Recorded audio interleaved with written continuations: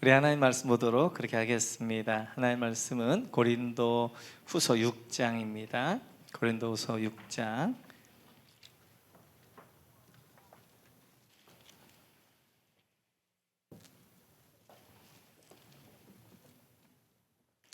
고린도후서 6장 18절에서 7장 1절까지 우리 같이 한 목소리 읽도록 그렇게 하겠습니다. 같이 읽습니다. 그리하여 나는 너희의 아버지가 되고 너희는 내 자녀가 될 것이다. 나 전능한 주가 말한다.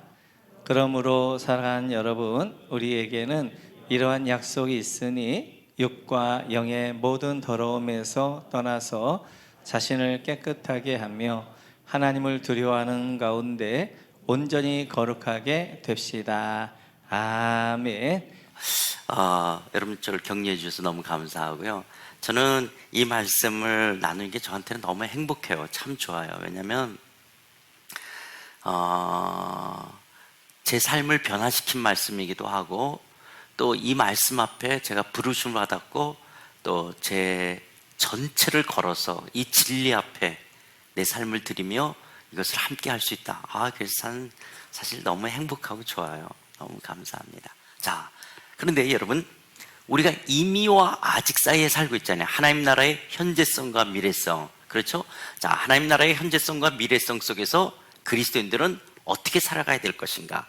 이미와 아직을 사는 그리스도인들은 어떻게 살아야 될 것인가? 그러면서 눌림에서 누림으로 이야기를 하고 있는데, 어제는 그렇다면 우리가 예수를 믿은 다음에 뭘 하라 하지 말라. 근데 예수 믿으면서 뭘 하라는 것도 많고 뭘 하지 말라는 것도 많잖아요. 이런 부분들 속에 그것이 때로는 우리가 구약의 율법을 지키는 것은 아니지만 우리가 신앙생활 속에서 우리가 형성한 그렇게 종교화되어지고 제도화되어지고 규범화되어지고 법으로 만들어지고 하면서 형성되어지는 것 속에서 하라 하지 말라는 것 속에 때로는 우리의 마음이 무거워지는 거예요. 이거 해도 되는 건가? 이건 해서는 안 되는 건가? 이건 해야 되는 거야? 하지 말아야 돼? 이렇게 우리를 눌리고 있는 것이라면 우리의 신앙은 그런 율법적인 그런 거 어떤 항목에 매이는 것이 아니라, 율법의 정신은 곧 뭐였어요?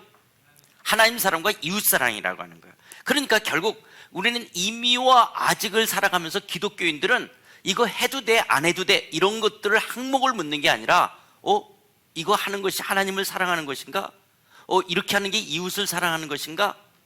그래서 그거를 성령 안에서 이런 게 하나님을 더 사랑하는 거, 그럼 그렇게 하는 거예요.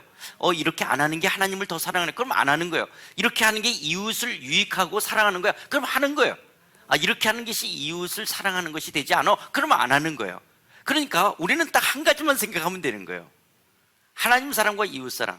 그래서 심지어는 술, 담배도 내가 술, 담배, 이게 하나님 사랑과 이웃 사랑이 된다면 해도 돼요, 안 해도 돼요? 해도 되는 거예요. 하나님 사랑과 이웃 사랑이 된다면. 그런데 하나님 사랑과 이웃 사랑이 안 돼? 그러면 안 하는 거예요. 그러니까 못하는 게 아니라 우리는 그리스도인들은 뭐죠? 안 하는 거예요. 이거는 훨씬 더 큰 자유함이에요. 해도 돼요. 해도 되는데 별로 유익하지 않다면 안 하는 거예요. 했다라고 해서 그게 큰 문제가 되는 게 아닌 거예요. 했다고 해서도. 그러나 안 하는 거라는 거죠. 안 하는 거죠. 했는데 죄를 졌다. 그거는 이제 죄니까 그거는 문제가 다른 거죠. 그러면 해서는 안 되는 거였죠. 그러니까 그리스도인이 이미와 아직을 살아가는 그리스도인들은 무거운 짐을 지고 있는 이건 해도 돼, 안 해도 돼, 이렇게. 자, 그러면 제가 조금 있으면 구정이 될 거예요. 그래서 친척들이 모였어요. 우리 한국에는 놀이문화가 없어요. 그 점심 다 먹고 있더니 그 작은 아버지가 다들 와라 그러는 거예요. 자, 그랬더니 뭐예요? 막 담요를 하나 깔아놓고 막 다들 모이라 그러는 거예요. 막 그러고.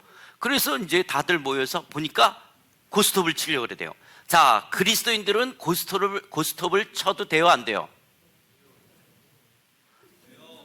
된다. 안 된다.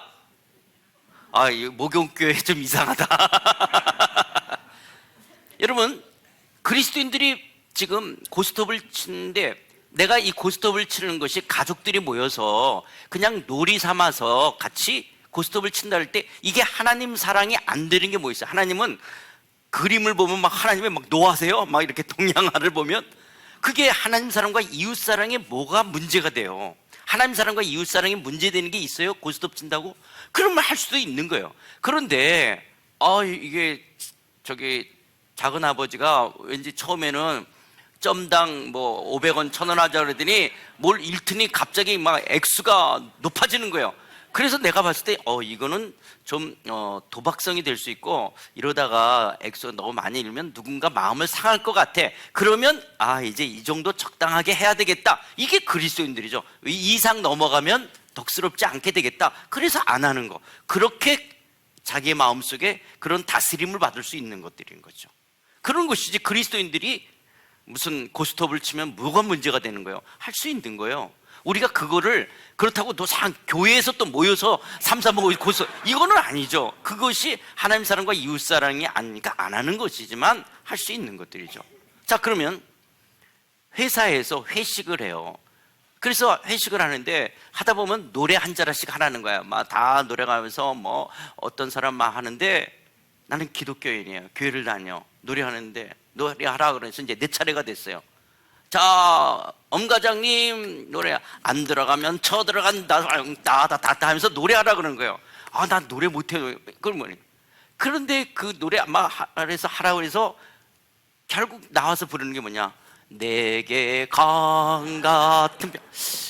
기독교인들이 그렇게 살아야 되느냐? 기독교인들이 그렇게 멋도 없고 맛도 없는 그게 예수 안 믿는 회사 직원들하고 같이 앉아서 노래 한 자락씩 하는데 노래 하나도 못 불어서 그래서 내게 강 같은 평화 이렇게 하는 것이 그게 기독교인으로서 그게 매력적인 좋은 모습이냐라는 거예요. 기독교인들이 유행가를 부른다고 해서 하나님 앞에 무슨 죄가 되냐라는 거예요. 거기에 이웃사랑에 무슨 문제가 되냐는 거예요. 물론 어떤 유행가의 가사는 하나님 앞에서 별로 좋지 않은 게 있죠. 그런 건 우리가 안 부르죠. 가사가 안 좋은 거나. 그러나 어떤 트로트의 가사들 중에서 그게 그렇게 죄가 되는 가사가 아닌 게 많잖아요. 우리의 인생을, 우리의 사랑을 여러 가지를 이야기하는 거고 나이가 들어갈수록 트로트 가사가 얼마나 그 인생의 깊은 걸 담고 있다는 걸 점점 알아가잖아요. 그러잖아요. 그랬을 때 기독교인들이 그런 자리에 가면 회사 이렇게 회식하는 자리라면 그 분위기에 맞는 좋은 가곡이라든지 때로는 그런 트로트 중에서 건전한 가사를 갖고 있는 거를 하나를 멋있게 불러낼 수 있는 그런 기독교인들, 그런 멋이 있어야 되는 것이지 기독교인이라고 해서 유행가를 못 부르냐 그렇지는 않다라고 하는 거라는 거예요. 그렇다고 또 찬양은 안 부르고 노상 집에나 차 타면 노상 트로트나 틀고 있고 이런 거는 또 아니잖아요. 그러나 그렇게 할 수도 있다라고 하는 거예요. 이해가 되시죠? 그래서 그리스도인은 이미와 아직을 살아가는 그리스도인들은 하나님 사랑이라 이웃 사랑이라는 이 율법의 정신을 갖고 내 안에 계신 성령 안에서 이거는 해도 돼, 하지 말아야 돼, 어떻게 해야 되지? 이거를 결정하는 거예요. 그게 너무 간단하잖아요. 그리고 이것을 하나님을 더 사랑하고 할 수 있도록 성령이 우리를 도우시는 거예요. 그렇기 때문에 여러분 기독교인들이 저는 멋을 낼 수 있어야 돼요. 그러나 이거는 사치를 한다, 낭비를 한다. 그래서 뭐 유명 브랜드 제품으로 다 이렇게 이제 이때는 처발린다 그러죠. 처발라 입는 이런 거는 아니죠. 그것은 내가 하나님 앞에 그러나 자기를 꾸밀 줄 알아야 되잖아요. 우리가 인간으로서 자기를 아름답게 나는 인간답게 나를 나답게 만들 수 있고 그러는 거잖아요. 이거 별거 아니지만 이거 내가 이거 다 집어넣고 있는 거거든요. 이런 거. 근데 이런 헝겊대기라도 하나를 한 개 그나마 안 한 것보다 낫잖아요. 그렇죠. 이게 좀 있으니까 이거하고 이 색깔이 좀 맞잖아요. 그렇잖아요. 전 다른 교회 가면 또 이거 넥타이를 매요. 왜냐면 여러분 그럼 설교할 때 항상 강대상은 넥타이로 메고 와야 돼요. 그러면 넥타이라는 게 서구 문화라면 우리는 넥타이일 때 한국에서는 항상 한복을 입고 올라와야 돼요. 그래서 또 사실 밖에 나올 땐 두루마기까지 입어야 되잖아요. 강대상에 두루마기 입고 이렇게 설교해야 되냐 아니냐. 제가 이제 이렇게 자유로운 거는 목사님 보니까 안 그러시더라고요. 그래서 이 모기형 교회는 괜찮구나. 그래서 제가 오늘 이렇게 바꿔버린 거예요. 다른 교회 가서는 제가 이렇게 못해요. 왜냐면 또 누군가가 아니 어떻게 강대상을 넥타이도 안 입고 목사님 이렇게 기독교는 그런 게 아니라는 거예요. 응? 그런 거 아니에요. 그렇다고 제가 또 파자마 바람으로 여기 올라온다든지 이건 무례한 거잖아요. 무례한 거는. 그래서 우리의 보편적 문화 속에서 예의를 갖추는 것이라면 우리가 그리스도인들은 자유함이라고 하는 거예요. 그래서 기독교인이라고 해서 너무 경직되고 그런 거 하나하나 꼬투리 잡고 따지고 뭐 그게 그러냐 어쩌냐 이런 것이 아니에요.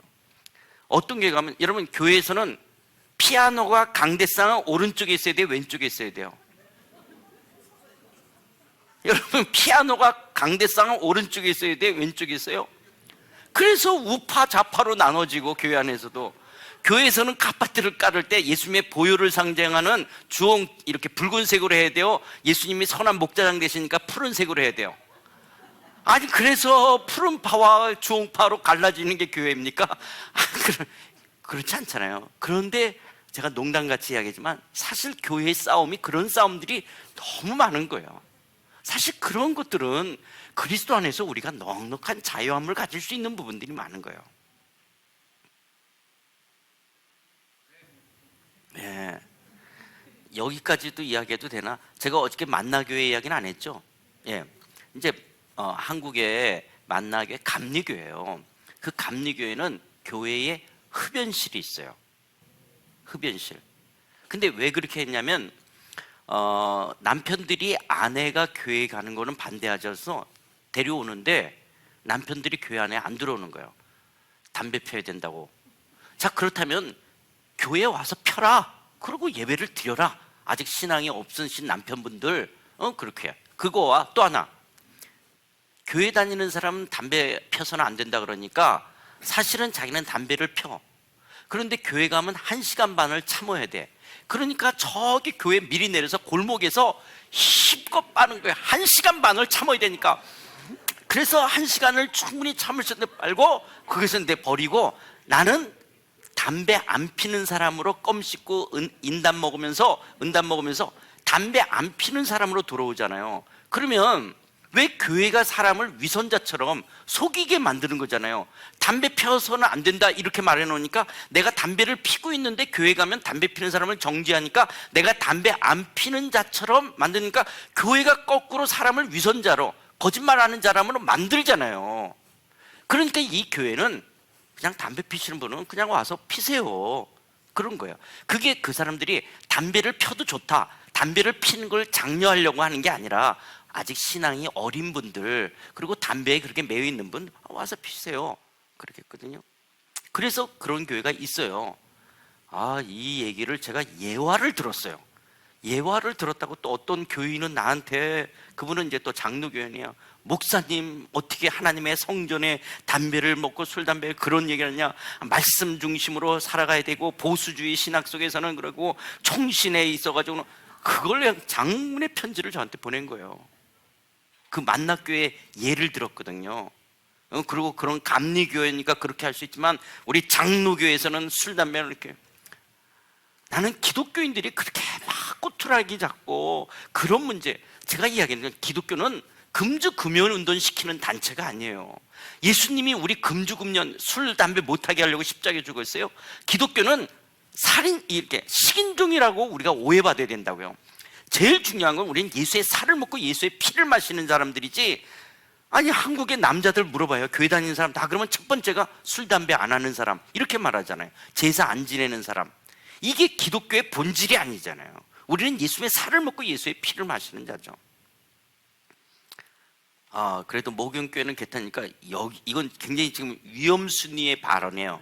이제 굉장히 높은데 이거 제가 말하는 게 아니라 김세훈 박사라고, 김세훈 박사는 세계적으로 보수주의 안에서 바울 신학의 거장이에요. 그래서 유일하게 한국의 세계적인 신학자 중에 한 사람이 김세훈 박사고 우리 총신에서도 강의한 적이 있어요. 한국이 나온 보수주의 신학설 김세훈 박사가 하는 말이에요. 제가 한 게 아니에요. 지금 제가 누구만, 김세훈 박사가 한국의 제사가 우상 숭배가 아니라 효의 개념의 제사라면 그렇게까지 부정적일 필요가 있겠냐라는 거예요. 그러나 한국의 제사는 부모가 죽은 다음에 조상 신개념으로 자녀들을 돌본다라고 한다면 그거는 우상숭배가 된다. 그러나 어떤 분은 조상 신개념이 아니라 설날 세배하듯이 효의 개념으로 부모를 기리면서 절을 한다면 그것을 그렇게 우상숭배로 몰아갈 수 있을 것인가 라는 이야기를 했어요. 이거 제 얘기 아니에요. 그래서 김세훈 교수님이 그 얘기까지 하는 거예요. 그런데 저는 이제 그렇게 생각해요. 저는 김세훈 교수님의 그 말을 들으면서도 술, 담배와 똑같이 한국 교회는 술, 담배를 기독교회는 안 하는 것으로 정서적으로 한국 교회가 돼 있잖아요. 한국은. 그래서 사도 바울도 고기를 먹을 수 있지만 누군가 실족한다면 아예 고기 자체를 안 먹겠다라고 하는 것처럼 기독교인들은 다른 사람이 실족한다면 이웃사랑의 문제가 되니까 술, 담배를 안 하는 것처럼 기독교인들의 그 제사 문제가 우리는 제사를 안 하는 것으로 다 알고 있고 그것이 조상 신개념이 훨씬 더 많으니까 우리는 안 하는 거죠. 그렇다면 기독교인들은 어떻게 됐냐? 분명히 시댁에서 제사를 지내요. 그러면 며느리 되신 집사님이나 권사님들은 다른 동서보다도 더 빨리 하루라도 더 먼저 가서 제사 음식 준비하고 그리고 그 제사를 드릴 수 있는 모든 것들을 다 돕고 그러나 내가 절은 차마 할 수 없다라고 하는 그래서 절은 안 하고 끝난 다음에도 다른 동서는 가더라도 설거지와 뒷정리까지 해주고 오는 그래서 다른 동서들이 보고 시댁에서 봤을 때 아유 저 며느라기가 교회 집사래 권사가 됐대 그래서 안 하는 그래서라도 내가 뭔가 그 시댁으로부터 좋은 기독교인으로서 돼야 되는데 제사 다 하는데도 연락 하나 안 오고 그냥 돈 20만 원 아유 어머님 제사하는데 해서 돈 30만 원 붙여놓고 아침 그 제사할 때 와가지고 딱 와가지고 다른 동서한테 동서 알지 나 요번에 권사 됐잖아 그래서 제사 못하고 제사 근데 음식이 좀 짠 것 같다 뭐 이렇게 하고 손 하나 이렇게 저지 않고 그냥 돈으로 해결하고 나는 제사 안 되고 나는 기독교인이니까 이렇게 하고 이렇게 얌체짓을 하는 것이 그게 시댁에 덕스럽냐라는 거예요. 그렇기 때문에 도리어 내가 절을 안 한다라고 했을 때는 훨씬 더 희생을 해야 될 생각을 해야 된다고 난 생각하는 거예요. 그리고 또 만약에 정말 김세훈 교수님처럼 진짜 진심으로 나는 효의 개념으로 하는 거예요.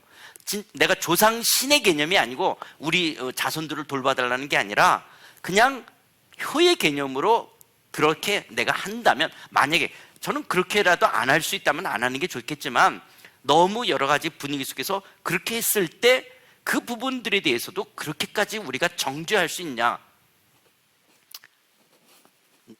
김세훈 교수님이 우리 바울 신학의 거장이신 그 성경대로 사시겠다라고 하시는 그분들이 말씀 속에서 그런 부분이 김세훈 교수님도 그 얘기를 해요. 이건 조금 위험순위가 있는 건데 먹은 게 괜찮아요? 여기까지도 괜찮나? 글쎄요. 힘드신 분 제사는 아닙니다. 그럴 수도 있지만 그랬을 때 여러분 제사도 그건 마찬가지예요. 하나님 사랑과 이웃 사랑이 문제된다 그러면 하지 않는 거예요. 그래서 제사를 안 하시는 분을 잘못했다고 말하는 게 아니에요. 안 하신다 그래요 훌륭하신 거예요. 그걸 잘못해. 근데 하시는 분이 만약에 어떤 분이 했다라고 했을 때 그분이 조상 신개념이 아니고 효의 개념으로 또 상황이 어쩔 수 없어서 그리고 또 시댁을 어떤 면에서 존중하는 의미 속에서 어떤 것을 그렇게 했을 때 내가 쉽게 정죄해서는 안 되는 부분이 있다는 거예요. 또 그 정죄는 도리어 이웃사랑이 안 되는 것이라면 내가 정죄하는 것으로 그건 내가 또 다른 죄를 짓는 거예요. 자, 이런 부분에 있어서 우리 이미와 아직을 살고 있는 그리스도인들은 그렇게 이렇게 까탈스럽고 뭐에 항목에 걸고 이렇게 시비거리가 되는 그런 부분이 아니라고 하는 거예요. 우리는 더 고급한 신앙으로서 우리 의식과 우리 생각과 우리 인격과 성품이 하나님의 형상으로 회복되어지는 고급한 것이 있지 막 이렇게 피곤하게 우리를 얽어매는 것이 아닌 하나님 사랑과 이웃 사랑을 성령 안에서 잘 분별하여 그 일을 행하는 것이다. 그래서 그리스도인의 삶은 자유합니다. 눌립니다. 그러나 뭐가 되면 안 된다라고 거듭이 있어요. 방종이 돼. 목사님 왔는데 술, 담배 괜찮대. 그런 거. 제사해도 괜찮대. 제가 제사해도 괜찮다고 그러지 않았죠? 여러분, 그 얘기 안 했구나. 그래서 여러분, 자, 술, 담배인데,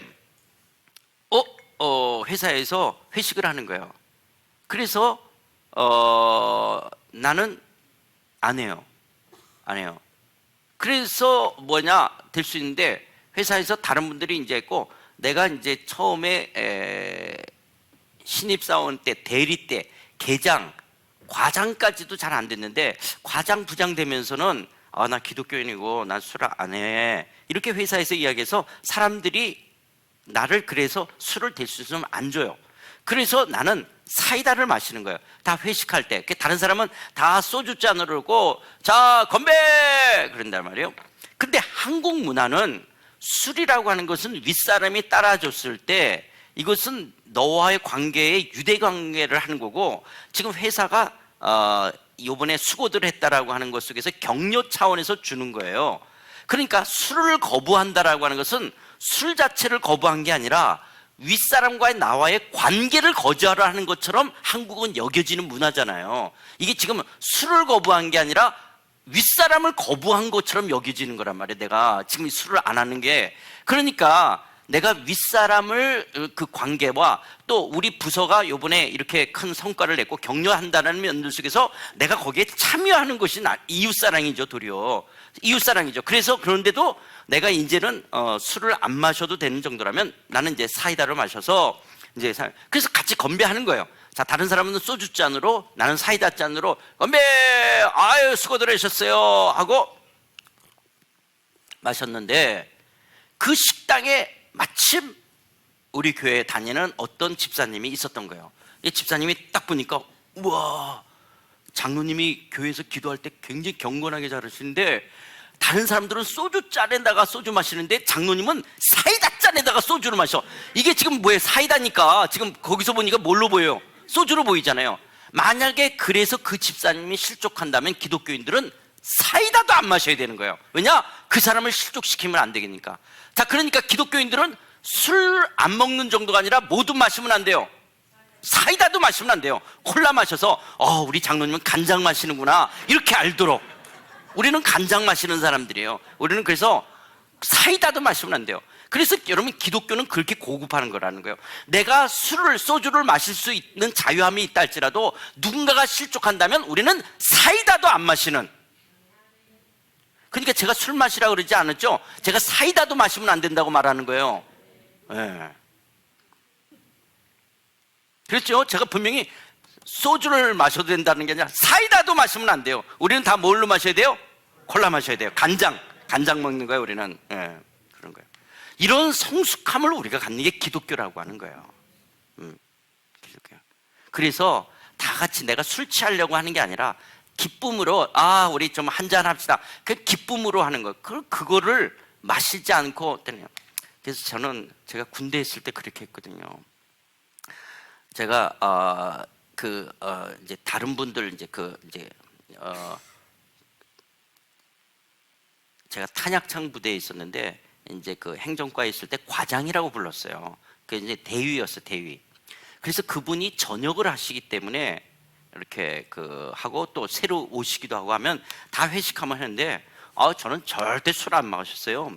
절대 군대. 그리고 이미 군대 갈 때는 옛날에는 내가 의도 맞더라도 나는 안 먹는다 하고 난 딱 갔어요. 그래서 내가 지금 그 이건춘 대위님이 나한테 이놈 바로 마셔, 명령이야. 근데도 제가 안 마시고 끝까지 그랬군요. 그렇다고 그 대위가 저를 때리지는 않았어요. 하여튼 다 그랬는데 문제는 뭐냐? 제가 제대한다고 주임 상사가 회식 자리를 연 거예요. 제가 제대한다고. 그래서 다른 사람들은 다 이 맥주하고 소주고, 저를 위해서 얘는 안 마시니까 샴페인을 저 때문에 하나 사왔어요. 그리고 저를 샴페인을 따라줬어요. 제가 마셨을까요, 안 마실까요? 지금 저를 위한 회식 자리예요. 그리고 다른 사람은 다 소주 맥주고 저만 샴페인이야. 그걸 따라줬어요. 제가 마셨을까, 안 마셨을까요? 안 마셨거든요. 근데 그게 두고두고, 그게 내가 크리스천으로서 잘한 것인가?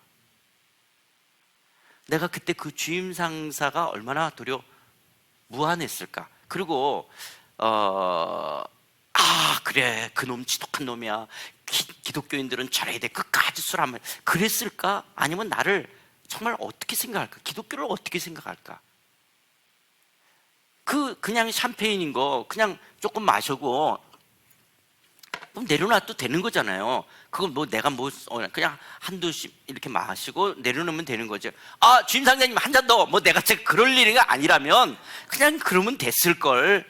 그걸 그렇게까지 하는 게 내가 신앙으로서 성숙했을까 했을 때 저는 아니라고 생각이 드는 부분도 있는 거예요. 물론 어떤 경우는 나를 시험하려고 할 때는 의도 맞더라도 입에다가 술을 대면 안 될 때도 있죠. 아, 이게 의도가 우리를 시험하려고 그래. 기독교인들을 시험하려고 그러고. 그렇다면 뭐 의도 터지더라도 마시면 안 되겠지만, 어떤 자리는 이렇게 축하하는 거고 또 우리 서로 어떤 면에서 건배를 하는 거라면, 저는 기독교인들이 그런 거에 너무 눌려요. 그래서 유행가라든지 그런 어떤 술이라든지 고스톱이라든지 이런 부분들에서 기독교인들이 거기에 매이는 건 아니지만 이렇게 좀 넉넉함을 가질 수 있는 것이라고 하는 거예요. 우리는 더 큰 가치를 추구하는 거예요. 그렇다고 그거 하라는 거 아니라는 거 이해 전달이 충분히 됐죠. 자, 그러면서 임의와 아직 속에 또 우리를 눌리게 하는 것이 있어요. 기독교인들은 죄를 지면 안 돼요? 아니, 죄를 지면 돼요, 안 돼요? 안 된단 말이에요. 근데 우리는 죄를 지면 안 되는데 죄를 져요, 안 져요? 그것이 우리 기독교인의 신앙생활에 상당한 부분의 기쁨과 우리의 신앙의 어떤 신바람 나는 거를 다 갉아먹어요. 왜냐? 죄를 짓거든요. 그러면서 내가 이런데 마치 새해가 되면 뭐뭐 안 하겠다, 어떻게 했다. 그런데 결국 또 그 각오와 결심이 무너져서 하고 있는 자기 자신이 실망하는 것처럼, 나는 왜 이렇게 작심삼일이고 나는 왜 이렇게지, 이런 것처럼 속상한 것처럼 자신이 거룩하고 정결하고 깨끗하게 흠없게 하나님 앞에 자기를 드리고 싶은데도 여전히 죄 짓는 자기 모습에 눌림이 있는 거예요. 죄 지면서도 눌림이 없는 분, 나는 신앙생활이 너무 행복한 그런 분이 있어요. 다 그리스도인의 그 풍성함을 누려도 죄를 지면 우리의 마음속에 기쁨이 사라지는 거예요. 그 풍성함이. 근데 뭐가 있냐? 죄를 졌다라는 것과 더불어서 뭐냐? 우리 안에 찾아오는 죄의식, 죄책감이 있어요. 그런데 이 임의와 아직 속에서 이 죄라는 문제를 떨어뜨릴 수가 없는 거예요. 초신자때 또 내가 예수 믿은 지 5년, 10년, 20년, 30년 되고, 때로는 집사가 되고 권사가, 장로가 되고 목사가 됐음에도 불구하고, 또 때로는 우리가 교회에서 초원지기를 하고 목자, 목녀가 되고 교사가 됐을 때, 여러분, 자, 오늘 금요일 우리 집에서 지금 이제 목장에 모여요. 그래서 이제 다 하고, 이제 어제 목요일 저녁서부터 이제 식사 오면 뭘 할까 다 준비하고 다 이렇게 했어요. 그런데 어제 저녁 남편하고, 남편은 목장이고 아내 목녀인데 둘이 대판 싸웠어요. 자, 근데 오늘 금요일이에요. 근데 어저께 싸워놓고는 오늘 이제 목장이라고 목원들 올 거예요. 그럴 때 아침에 어제 그렇게 싸우고 오늘 아무렇지도 않은 채 목원들을 맞이해. 그리고 어떻게 잘 지냈어요? 웃어하고 둘이고, 우리 둘이가 아무렇지도 않은 것처럼 이렇게 하는 게 너무 위선자처럼 되는 거야. 목사님, 오늘 우리 목장 모여야 되는데요, 제가 열이 너무 많이 나는 것 같아. 그러고 보니까 그렇게 썼는데 진짜 열이 나는 것 같아. 오늘 우리 집에서 못할 것 같은 거예요. 아니면 어느 때는 정말 다 때려쳐야 될 것 같아. 이래가지고 내가 오늘 목장하면서 목원들하고 이야기하는 게 너무 내가 위선자하고 가증스럽게 느껴지는 거예요. 그래서 내가 올해까지만 하고 내가 내년서부터는 내가 못 섬기겠다라고 말해. 아니면 내가 이사를 가든지, 정말 내가 정말 교회를 바꾸든지, 이런 마음 목자, 목녀 하시면서 들었던 경험이 있는 분 한번 손 들어보세요. 나 솔직히 그런 마음이 들은 적이 있다. 안 싸워요? 그런 적 없어요? 예.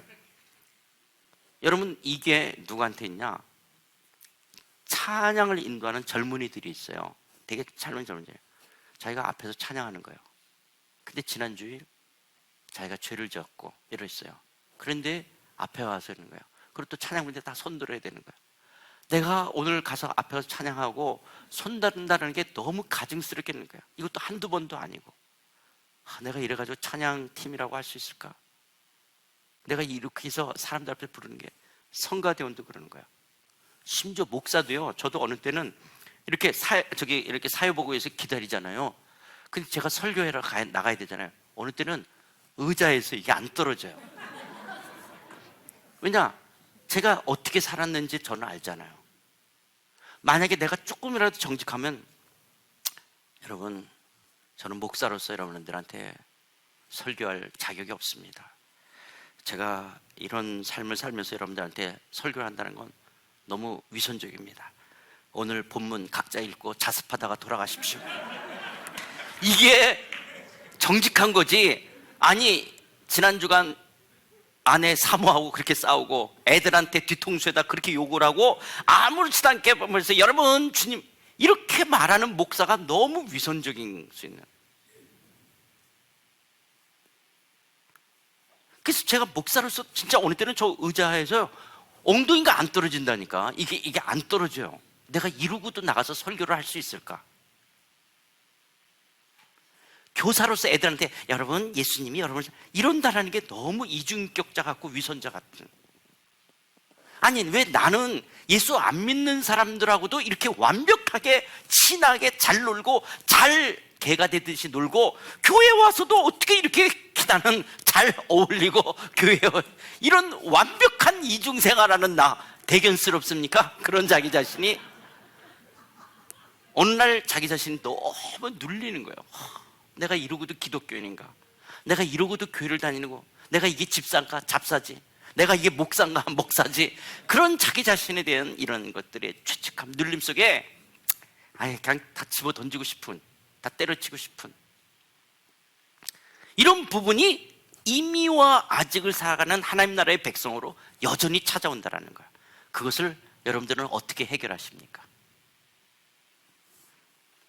자, 봅시다. 그거 오늘 이 얘기하는 거예요. 그래서 자, 이미와 아직을 사는 그리스도인 우리는 어떻게 살 것인가? 이거 바꿔주세요. 이게 문제가 됐나요? 우리 전도사님 없으면 어떻게 해? 이거 어떻게 해야 돼요? 뭐가 문제?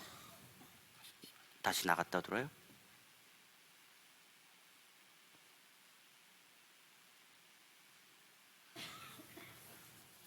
그러면 아니 저기 아저씨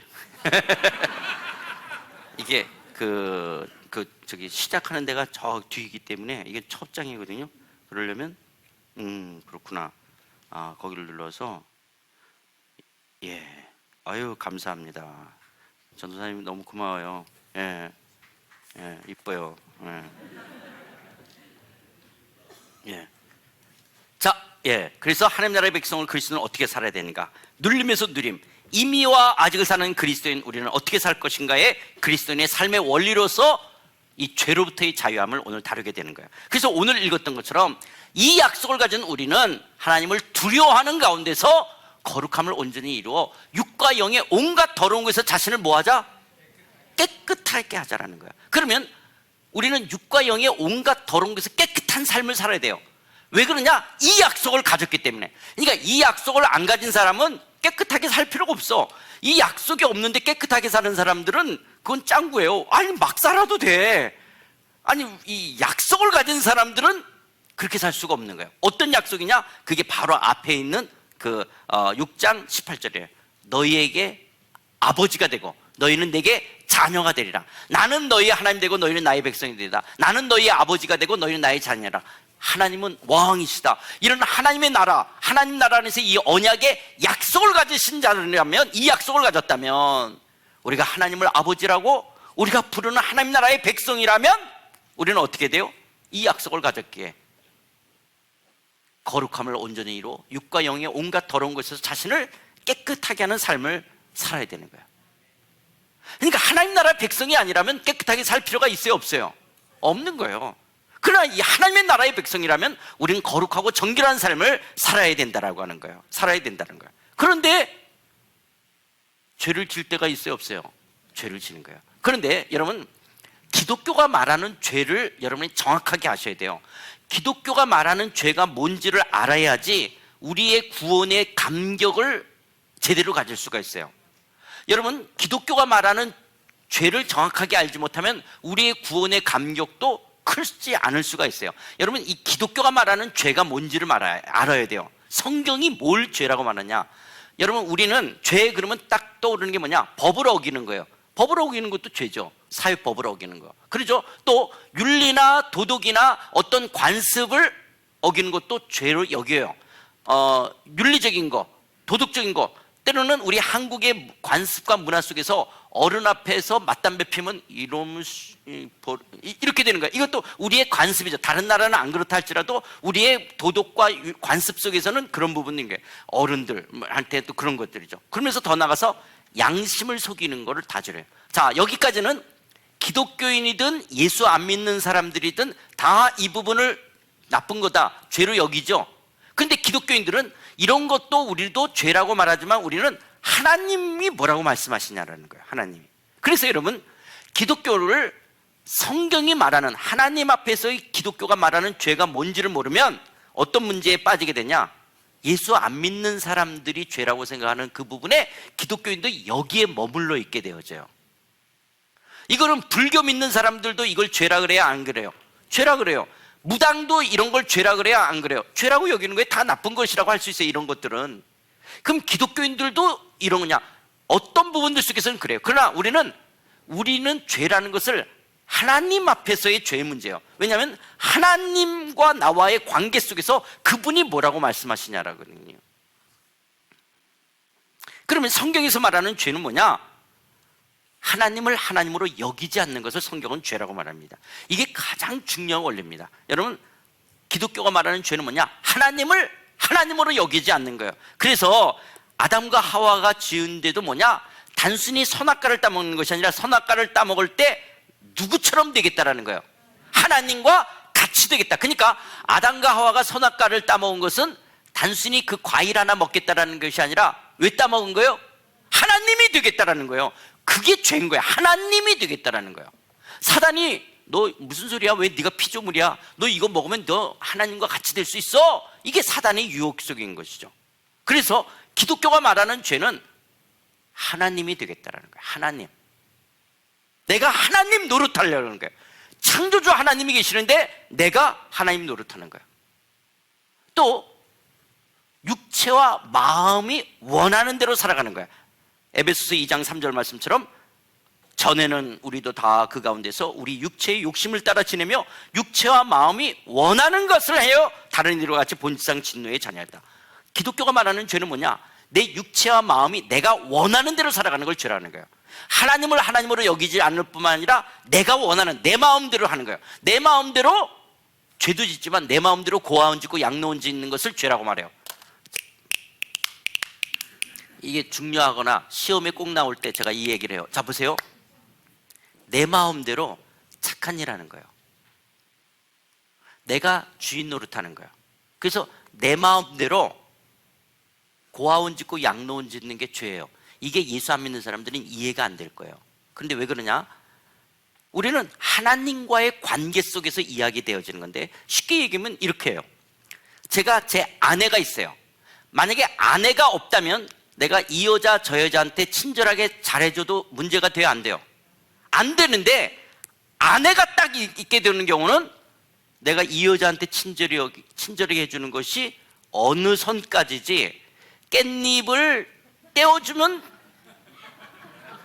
또 옷을 자크를 채워주면 안 되는 어느 선까지지 그 이념 넘는 게 아니에요. 그런데 자, 아니 이게 깻잎을 떼어줄 정도가 아니라 떼어주기도 하고 자꾸를 잠궈주기도 하는 데다가 월급을 받아서, 예를 들어서 그냥 월급을 100만 원이라 그래요.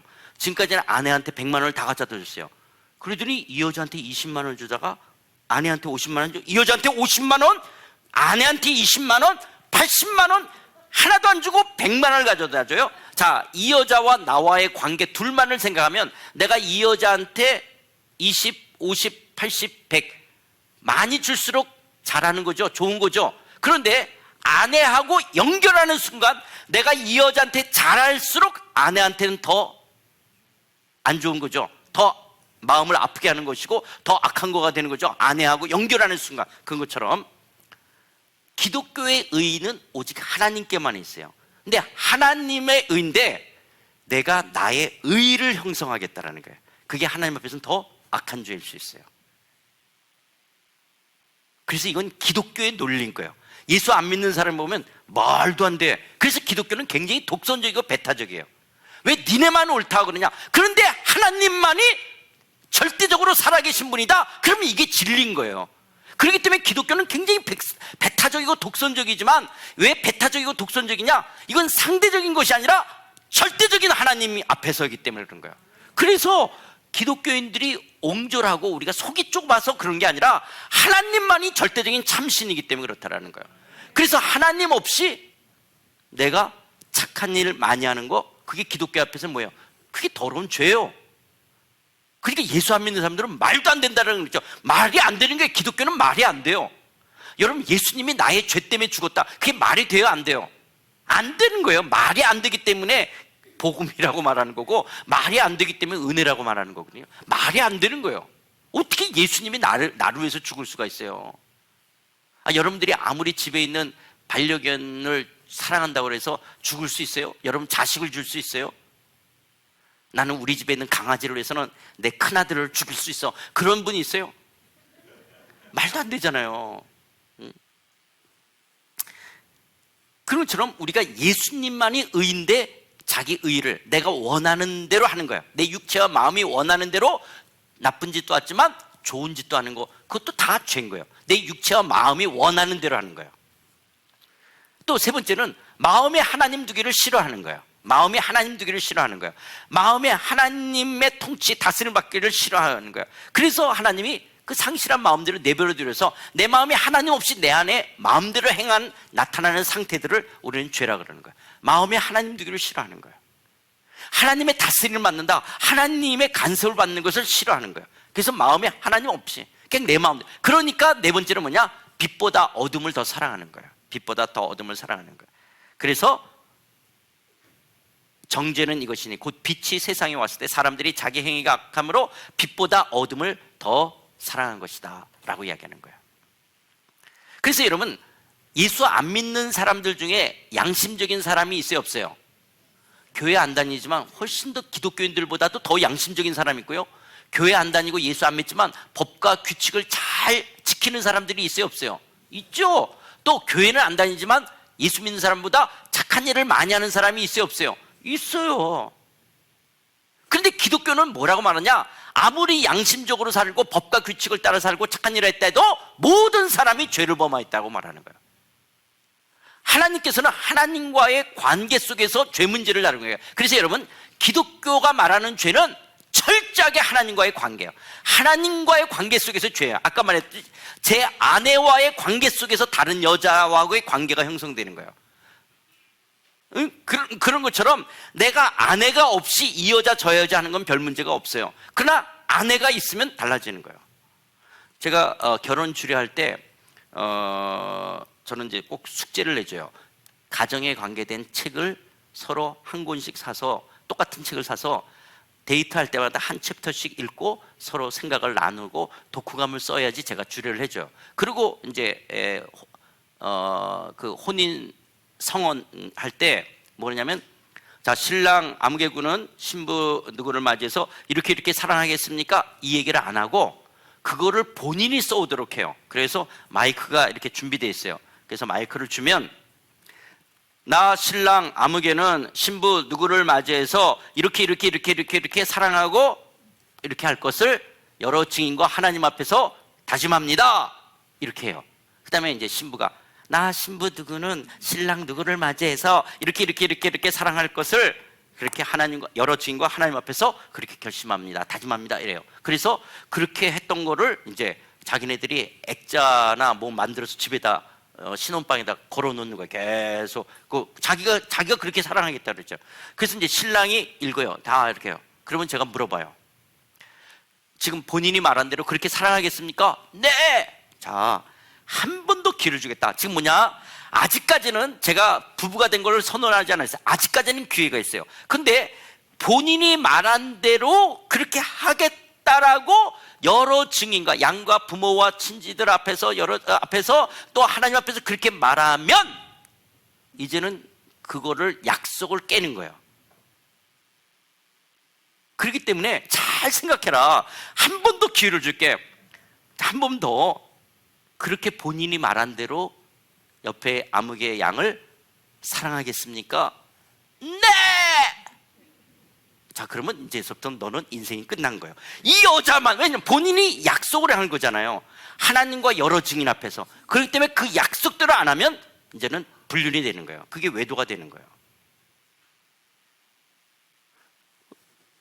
그런 거잖아요. 본인이 거기서 네 그랬으니까. 그런 것처럼 우리는 하나님 앞에서 내가 죄를 짓는 거야. 하나님이 뭐라 그러시냐는 거야. 하나님의 다스림을 받지 않는다? 그걸 기독교는 죄라 그러는 거야. 하나님을 하나님으로 여기지 않겠다? 그걸 죄예요. 그래서 내 육체와 마음이 내가 왕노릇하고 주인 노릇하고 내 마음대로 살고 마음이 하나님 두기를 싫어하고 빛보다 어둠을 더 사랑하는 걸 그걸 죄라는 거예요. 여러분, 뭐가 불효죠? 부모를 부모로 인정하지 않는 거예요. 예를 들어서 이렇게 하는 거예요. 장로님, 예, 내가 다른 사람 하기는 자녀 중에 아들 하나 누구 이름 하나 누구 자녀 이름 하나 누구 대주세요. 찬주가 있어요? 예, 지금 몇 학년이에요? 졸업? 취준생. 더 어린애는 없죠. 근데 찬주가 지금 중학교 고등학생이라 그러죠. 찬주가 아침에 일어나면 벌써 일어나서 자기가 학교 갈 준비 다 해. 그리고 다 하고 숙제할 것도 다 싸고 다 자기가 잠자리도 다 정리해요. 그리고는 밥 먹고 나가요. 나가서는 동네 아저씨 아줌마 다 보고는 안녕히 주무셨어요. 인사도 잘해요. 아파트 사시면 엘리베이터에서 사람들 만나면 다 인사해요. 안녕히 주무셨어요. 인사도 잘해요. 그리고 학교 가서는 모범생이에요. 공부도 잘할 뿐만 아니라 절대로 나쁜 친구들하고 어울리진 않아요. 그러다가 학교가 끝나고 집에 돌아오다가 어떤 할머니나 할아버지가 이렇게 폐지 주셔서 막 리어카 끌고 가면 뒤에서 밀어주기도 하고요. 너무나 완벽한 모범생이에요. 그런데 딱 한 가지, 저녁에 집 식구들이 다 둘러앉아서 저녁을 먹는데 찬주가 딱 그러는 거예요. 내가 왜 너한테 아빠라 그래야 되냐? 이거 외에는 흠잡을 데가 없어. 하여튼 딱 한 가지, 내가 왜 너한테 아빠라 그러냐? 이거 외에는 아침부터 저녁까지 흠잡을 데가 없어요. 자, 효자예요? 불효예요? 장님, 효자입니까? 찬주가 효자입니까? 불효입니까? 그러면 딱 한 가지, 완벽한 모범생인데 딱 한 가지, 내가 왜 너한테 아빠라 그래야 되냐? 이거 외에는, 내가 왜 너한테 엄마라 그래야 되냐? 이거 외에는 잘못하는 게 아무것도 없어. 효자예요? 아니에요? 자식이 아니죠. 그건 불효 정도가 아니라 이놈의 새끼는 자식이 아니라고 말할 수 있는 정도가 되는 거예요. 그렇죠? 부모를 부모로 여기지 않겠다, 이건 불효예요. 그런데 이거는 아침에 일어나도 안 일어나고 학교 가라 그러도 개기고 그러고 막 그러고 아침에 반찬이 이게 뭐냐 그러고 숙제도 안 해가서 뭐 하고 가서 하고 그리고 가서 학교 가서도 공부도 제대로 안 하고 나쁜 놈들하고 얼고 오르다가 다른 놈이고, 그런데도 집에 와서 엄마 아빠, 그게 내 새끼인 거예요. 그게 내 새끼인 거예요. 그래도 내 새끼인 거예요. 그런데 완벽하게 모범생인데 딱 한 가지, 내가 왜 너를, 그걸 불효라고 말하는 거예요. 그렇죠? 그런 것처럼 왕을 왕으로 여기지 않겠다, 그걸 반역이라 그러는 거예요. 그 사람이 국민을 위해서, 백성을 위해서 어떻게 냐, 왕을 왕으로 여기지 않겠다, 반역이라고 말하는 거예요. 그런 것처럼 기독교가 말하는 죄는 하나님을 하나님으로 여기지 않는 거예요. 무슨 짓을 했냐는 두 번째예요. 그래서 사실은 성경에서 의인이냐 악인이냐라는 것은 편을 말해요. 편. 누구 편이냐요. 하나님 편? 그럼 뭐예요? 의인. 반대편? 죄인이에요. 무슨 짓을 했냐? 그건 두 번째예요. 누구 편이냐예요. 어느 쪽에 속했냐라는 거예요. 그래서 하나님을 하나님으로 여기지 않는 죄를 가장 큰 죄라고 생각해요. 기독교로 말해요. 그런데 여러분, 교회에서 그래요? 안 그래요. 여러분, 교회 안에서 누가 더 큰 죄냐? 하나님을 하나님으로 여기지 않고 지멋대로 착하게 좋게 살죠. 그런데 하나님을 하나님으로 여기지 않는데 어떤 짓을 했냐? 술, 담배, 여자 문제 이렇게 하면 교회가 완전히 나쁜 놈, 죄인, 타락한 것처럼 여기죠. 도리어 성경은 자기를 부인하라고 가르치는 거예요. 하나님을 하나님으로 여기지 않고 내 주인 노릇하는 나를 부인하라고 말하고, 세상은 자기를 부인하지 않고 자기를 강화하고 자기를 무장하고 자기를 잘 윤리도덕적으로 잘 훈련시킨, 그래서 자기 의를 형성해요. 이게 세상은 멋있는 괜찮은 사람이라고 말하는 거예요. 그러나 기독교는 그렇지가 않은 거예요. 하나님 없는 그 사람이 더 단단한 죄인인 거예요. 그런데 그 사람은 윤리도덕적으로도 안 해요. 왜 윤리도덕적으로도 하느냐? 회사가 임원이 된다. 그 사람이 윤리도덕적으로 하면 회사의 오명이 되잖아요. 그렇기 때문에 회사에 이익을 주지 않기 때문에 임원이 된다는 것은 윤리도덕적인 면에서도 완벽해야 되는 거예요. 그래서 회사에서 고급 간부가 될수록 윤리도덕적인 문제. 여러분, 국회의원도 지금 다 성추행 문제가 되면 다 문제가 되잖아요. 그러기 때문에 여러분, 지금 세상은 위로 올라갈수록 윤리도덕적인 면에서 더 완벽한 걸 요구하는 거예요. 기독교도 그러냐라는 거예요. 기독교도 어떤 부분이 그래야 되지만, 기독교는 윤리도덕보다 더 정한 거는 하나님을 하나님으로 여기지 않는 게 더 큰 죄란 말이에요. 모범생이냐가 아니라 부모를 부모로 여기지 않는 거. 그런데 교회가 부모를 부모로 여기지 않는 게 더 큰 죄인데, 하나님을 하나님으로 여기지 않는 그 죄보다 우리 안에 훨씬 더 뭐가 있냐? 윤리도덕적인 게 훨씬 더 큰 거예요. 그렇다면 기독교는 본질로부터 벗어져 있는 거예요. 지금 제가 말하는 거 이해하세요? 뭐가 더 죄냐라는 거예요. 그런데 어떤 게 더 죄냐? 우리가 남녀의 성적인 죄를 졌다, 뭐 술 담배를 했다, 도둑질을 했다, 이게 죄예요. 죄는 죄지만 이거하고 아까 말했을 때 내 아들이 비록 모범생은 아니지만 와서 엄마 아빠, 그건 내 새끼예요. 근데 모범생인데 내가 왜 너를 아빠라 그래? 이게 더 불효인 것처럼 기독교는 하나님을 하나님으로 여기지 않는 게 더 큰 죄라는 거예요. 그런데 교회 자체가 그러질 않고 있어요. 하나님을 하나님으로 여기지 않는 죄보다 뭐냐? 다른 종교나 다른 윤리도덕에 사는 것처럼 똑같이, 물론 그것도 잘못된 거죠. 그 죄. 그런데 그걸 더 큰 죄로 다루지 하나님. 그리고 누구냐? 이 사람은 하나님을 하나님으로 여기지 않고 자기 관리가 잘 돼 있는 사람이 있어요. 별로 윤리도덕적으로 안 하고 다 안 해. 근데 단단해요. 자기중심적이고 자기고집적이고 다 자기. 그래서 자기를 너무 사랑하기 때문에 윤리도덕적으로 완벽한 거예요. 절대 돈 문제도 깨끗하고 여자 문제도 깨끗하고 자기 시간 관리도 잘하고. 왜냐? 그래야지 사회에서 인정받는 게. 그 단단한 자기.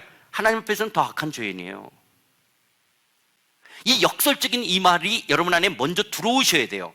이게 안 들어오면 기독교가 말하는 죄를 여러분 아직 모르는 거예요. 그건 불교다, 심지어 무당도 이런 걸 죄라고 말해요. 근데 기독교는 하나님과의 관계라고 하는 거예요.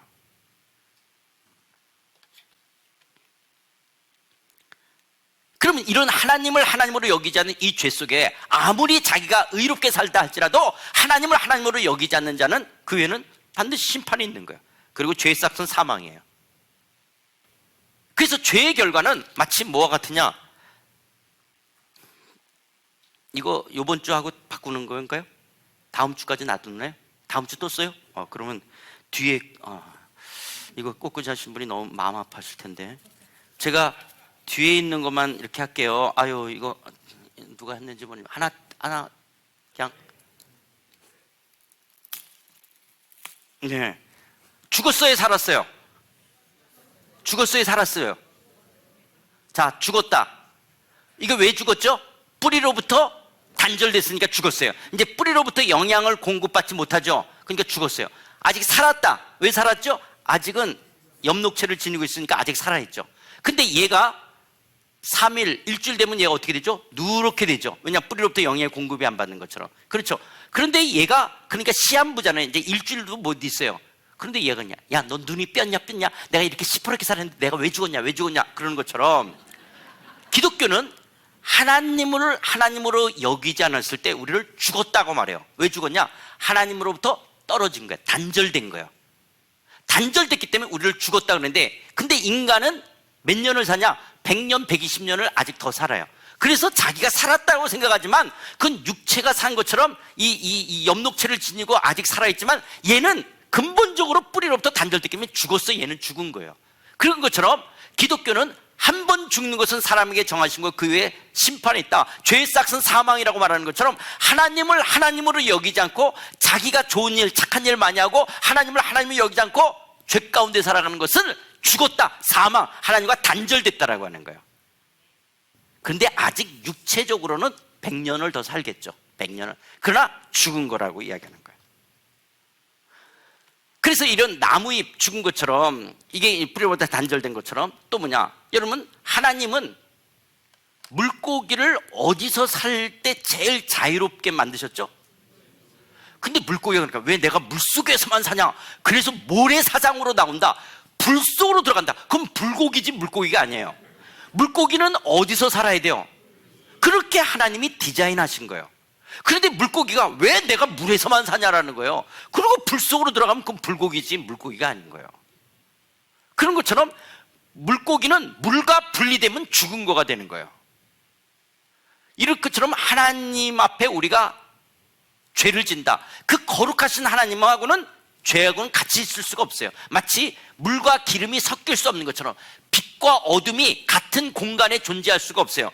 빛을 이렇게 차단해야지 그림자가 생기는 것처럼 빛과 어둠이 같은 공간에 존재할 수 없는 것처럼 거룩하신 하나님과 죄는 같이 있을 수가 없는 거예요. 같이 있을 수 없다라는 이 단절이 우리에게 찾아오는 것이 죽음과 더불어 뭐냐? 실존적 고독과 중독의 문제가 있어요. 이 실존적 고독이 뭐냐면, 사랑하는 친구가 있고 사랑하는 부부가 있고 부모가 있고 다 있어도 존재론적인 이 실존적 외로움이 있어요. 사랑하는 사람이 있는데도 외로운 거예요. 이거는 인간이 하나님 안에서 죄로 단절됐기 때문에 채워질 수가 없는 거예요. 이거는 하나님으로 채워지지 않는 한 인간의 실존적 고독, 아무리 사랑하는 사람이 있어도 찾아오는 뭔가 허함이 있는 거예요. 그런데 사랑하는 사람도 별로 없다. 그럼 더 외롭죠. 그런데 사랑하는 사람이 있어도 실존적 고독이 있는 거야. 나는 혼자 있는 거 좋아하는데, 아니에요. 인간은 혼자 있는 거 절대로 좋아하지 않아요. 혼자 있는데 뭘 하냐? 자기 혼자 비디오 보고 영화 보고 뭐 TV, 그건 혼자 있는 게 아니죠. 얘하고 같이 있는 거죠. 책 보고 자기 혼자 노는, 그게 아니라 그런 것들이, 그건 혼자 있는 게 아니죠. 진짜 그냥 사막에 아무것도 없어. 그래서 여러분, 옛날에 우리가 그 2차 대전 때 독일 군들도 그랬지만, 사람들이 뭐냐면 그 감옥에서 고통스러운 게 아니야, 무의미한 일들을 반복시키는 거야. 여기 있는 돌 절로 옮겨. 그래서 그때는 다 옮겼대. 다시 저기다 옮겨. 이렇게 아무 의미 없는 게, 이게 인간을 가장 고통스럽게 하는 거죠. 그리고 아무것도 없이 그냥 있는다. 그래서 독방에 아무것도 없이 있는다. 이게 가장 큰 그 고통을 주는 형벌이 되는 거잖아요. 이런 것처럼 이런 인간이 하나님으로부터 이 채워져야 될 것이 채워지지 않는 이 결핍이 가져다주는 실존적 고독. 그러니까 이런 고독들이 있을 때 이것을 다른 것으로 채워서 그 외로움을 잊어버려야 돼요. 그래서 다른 걸로 뭘 채우냐? 미디어로 채워준다. 미디어 중독에 계속. 그걸 술로 채운다. 술 중독이라 그러는 거야. 그걸 마약으로 채우겠다. 마약 중독이라 그러는 거야. 그런데 어떤 사람은 일로 그걸 채워. 그럼 일 중독이라고 이야기하는 거예요. 그래서 중독의 문제가 생기는 것들이에요. 그래서 여러분들이 자기가 혼자 있을 때 뭘로 채워놓냐라는 거예요. 그게 그 중독이잖아요. 제가 저희 집에 제 아이들하고 할 때도 그러니까, 어쩌면 너의 인생의 상당한 부분이 이게 요 미디어, 요 스마트폰처럼, 아니면 때로는 이 갤럭시, 아니면 요 태블릿, 너 네 인생을 지금 얼마나 많은 것을 얘하고 지금 바꿨는지 아니? 그냥 밤마다 얘하고 노니까.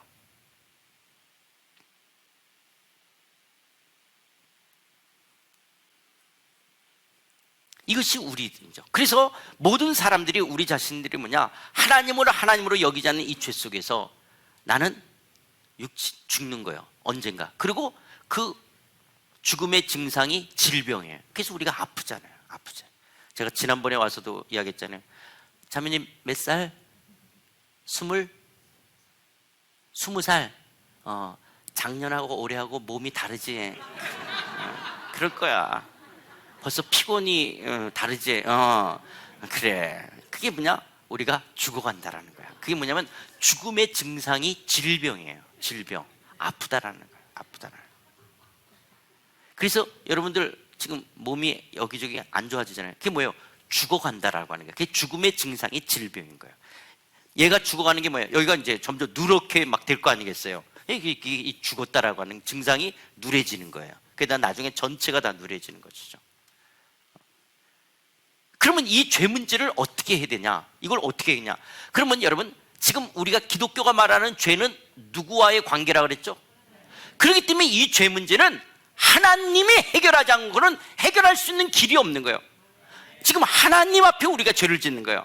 그래서 우리가 지은 죄가 하나님께 죄를 짓는 거기 때문에 하나님 쪽에서 이 죄 문제를 해결해 주셔야 되는 거예요. 왜냐? 내가 아무리 어떤 짓을 한다 할지라도 이 죄 문제가 해결되지 않는 거예요. 여러분, 인간의 최대의 비극이 뭐냐? 인간의 최대의 비극은 이 땅의 가난이나 질병이나 억압이나 착취. 물론 이 땅에서 인간의 불행이 가난과 질병과 억압과 착취가 불행일 수 있어요. 그러나 이 땅에서 인간의 최고의 불행과 최고의 어떤 비극은 뭐냐? 죄와 함께 산다는 거예요. 죄와 함께. 모든 인간의 모든 불행은 죄 때문에 그러는 거예요. 죄 때문에. 다 죄 때문에 오는 거예요. 여러분, 가정에서도 화목해야 되고 기쁨이 넘치는 가정이, 왜 가정이 그렇게 힘들어져요? 죄가, 어쨌든 죄가 들어오니까 그러잖아요. 아니, 심지어 교회도 예수 그리스도의 사랑으로 충만했는데도 교회 안에 죄가 들어오니까. 아니, 내 인생도 내 안에 죄가 들어오니까.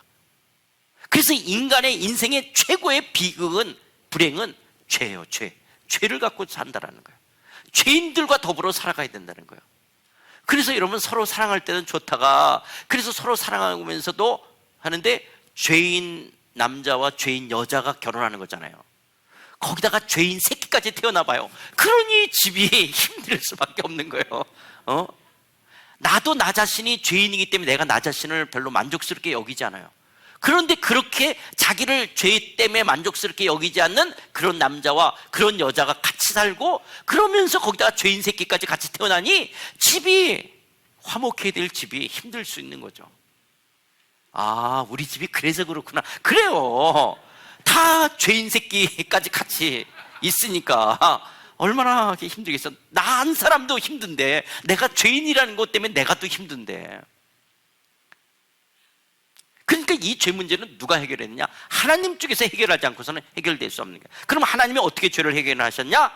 예수 그리스도를 보내신 거예요. 예수를 보내셔서, 예수님, 그래서 예수님으로 말미암지 않고서는 하나님께 나아갈 수가 없어요. 그래서 예수님이 내가 곧 길이요 진리요 생명이라고 말할 때도 영어 성경에 I am a way, 여러 길 중에 하나가 아니라 I am the way, the truth, the life. 예수님만이 길과 진리요 생명인 거예요. 마치 서울의 남산의 팔각정에 올라가는데 태계로로, 장충당으로, 한남동으로, 필동으로 여러 길로 올라가서 팔각정만 올라가면 되는 것이 아니라 이 길이에요. 이 길만이에요. 왜냐? 예수님의 십자가의 죽으심과 부활에 아니고서는 죄를 해결할 길이 없는 거예요. 우리를, 이 죄를 해결할 수 있는 유일한 길은 하나님 쪽에서 해결하시는 거예요. 하나님 쪽에서 당신의 심장과 같은 예수 그리스도를 꺼내셔서 하나님이 예수님을 십자가에서 죽이시는 거예요.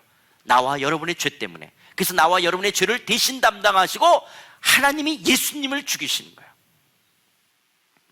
그래서 로마서에서 뭐냐?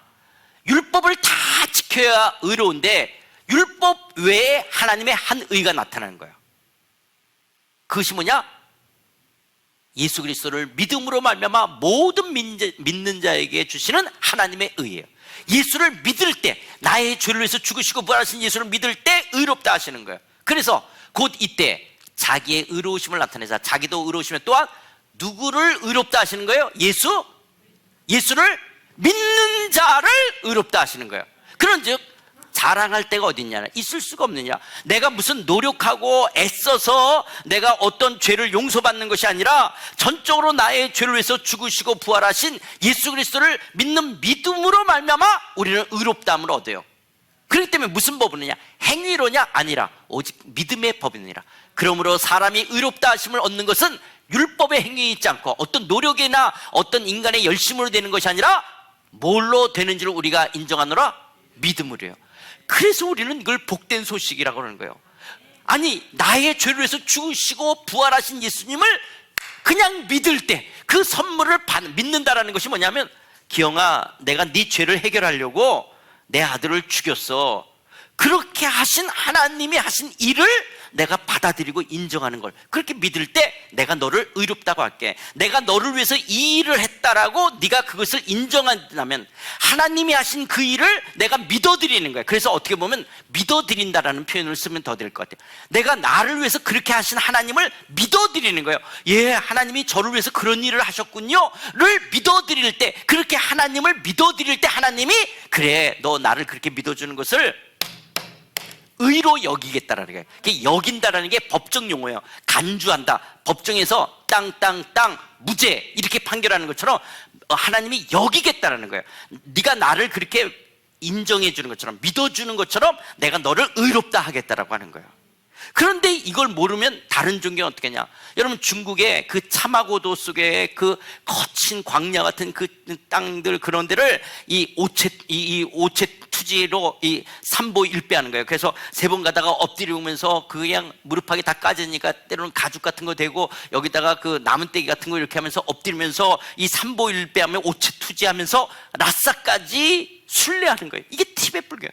그래서 죄가 용서받는다라고 생각하고, 그래서 여러분, 그게 때로는 그게 4개월, 5개월, 6개월, 그냥 그 긴 시간을 그걸 그 삼보일배하면서 거기까지 가는 거예요. 그게 요체. 그리고 또 불경을 많이 읽어야 되는데, 읽으니까 그 만이차를 막 돌리면 불경을 많이 읽은 것처럼 그것이 극락을 간다고 생각하게 되어지는.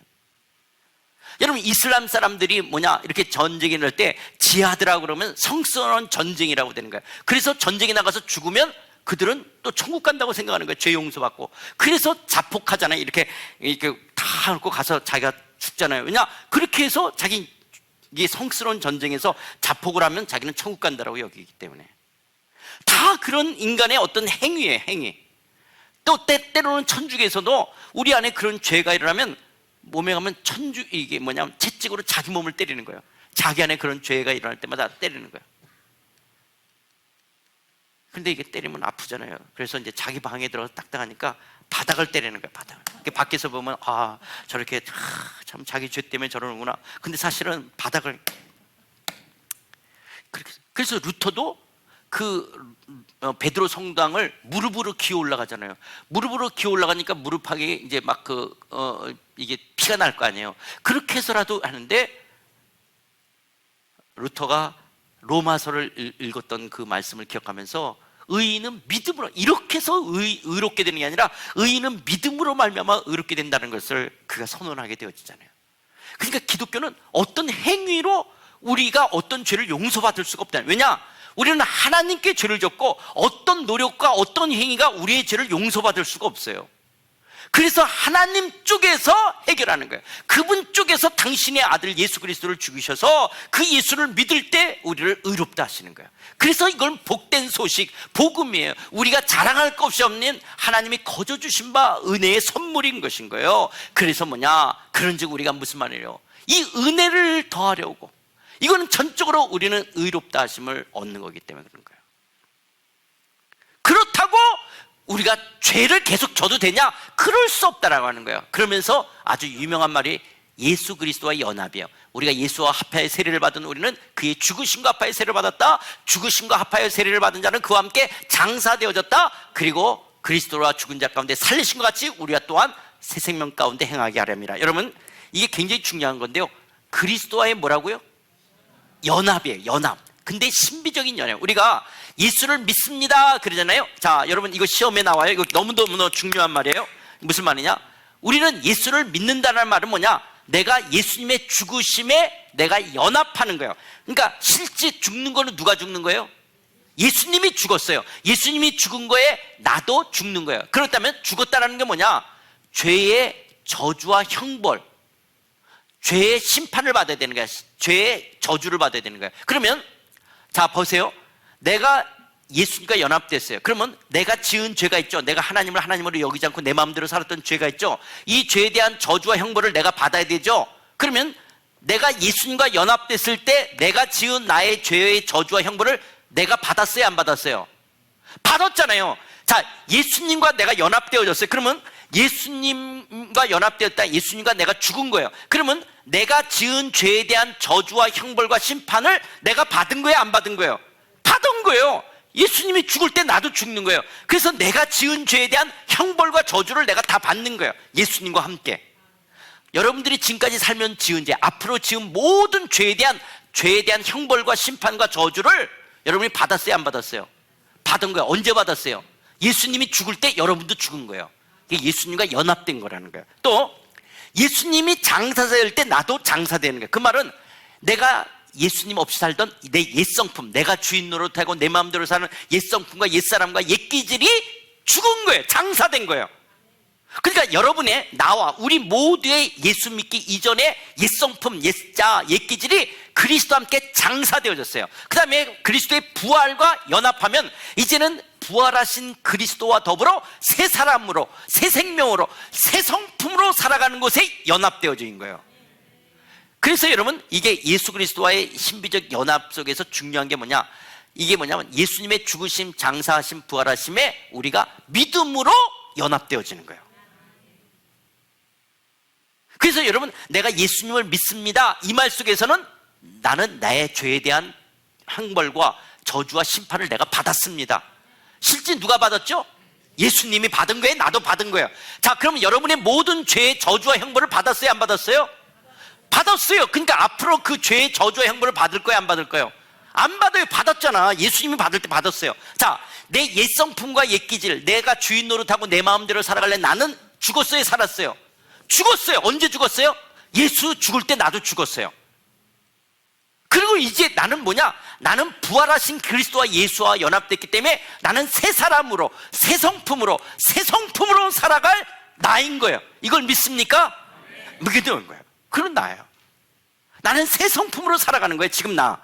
자, 그러니까 우리는 그리스도 안에서 어떻게 하냐?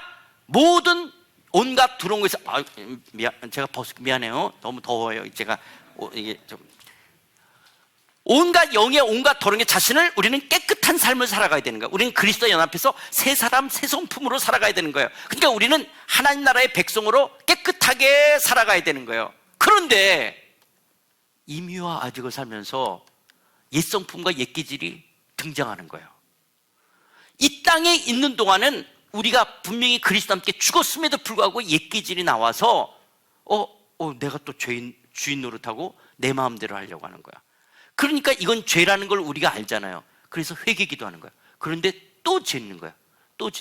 여러분, 자기는 날마다 새로운 죄를 짓는 분, 나는 회개기도가 날마다 새로운 분, 한번 손 들어보세요.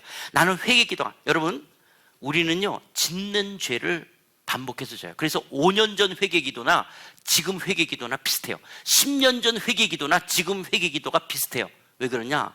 우리 안 짓는 죄도 굉장히 많아요.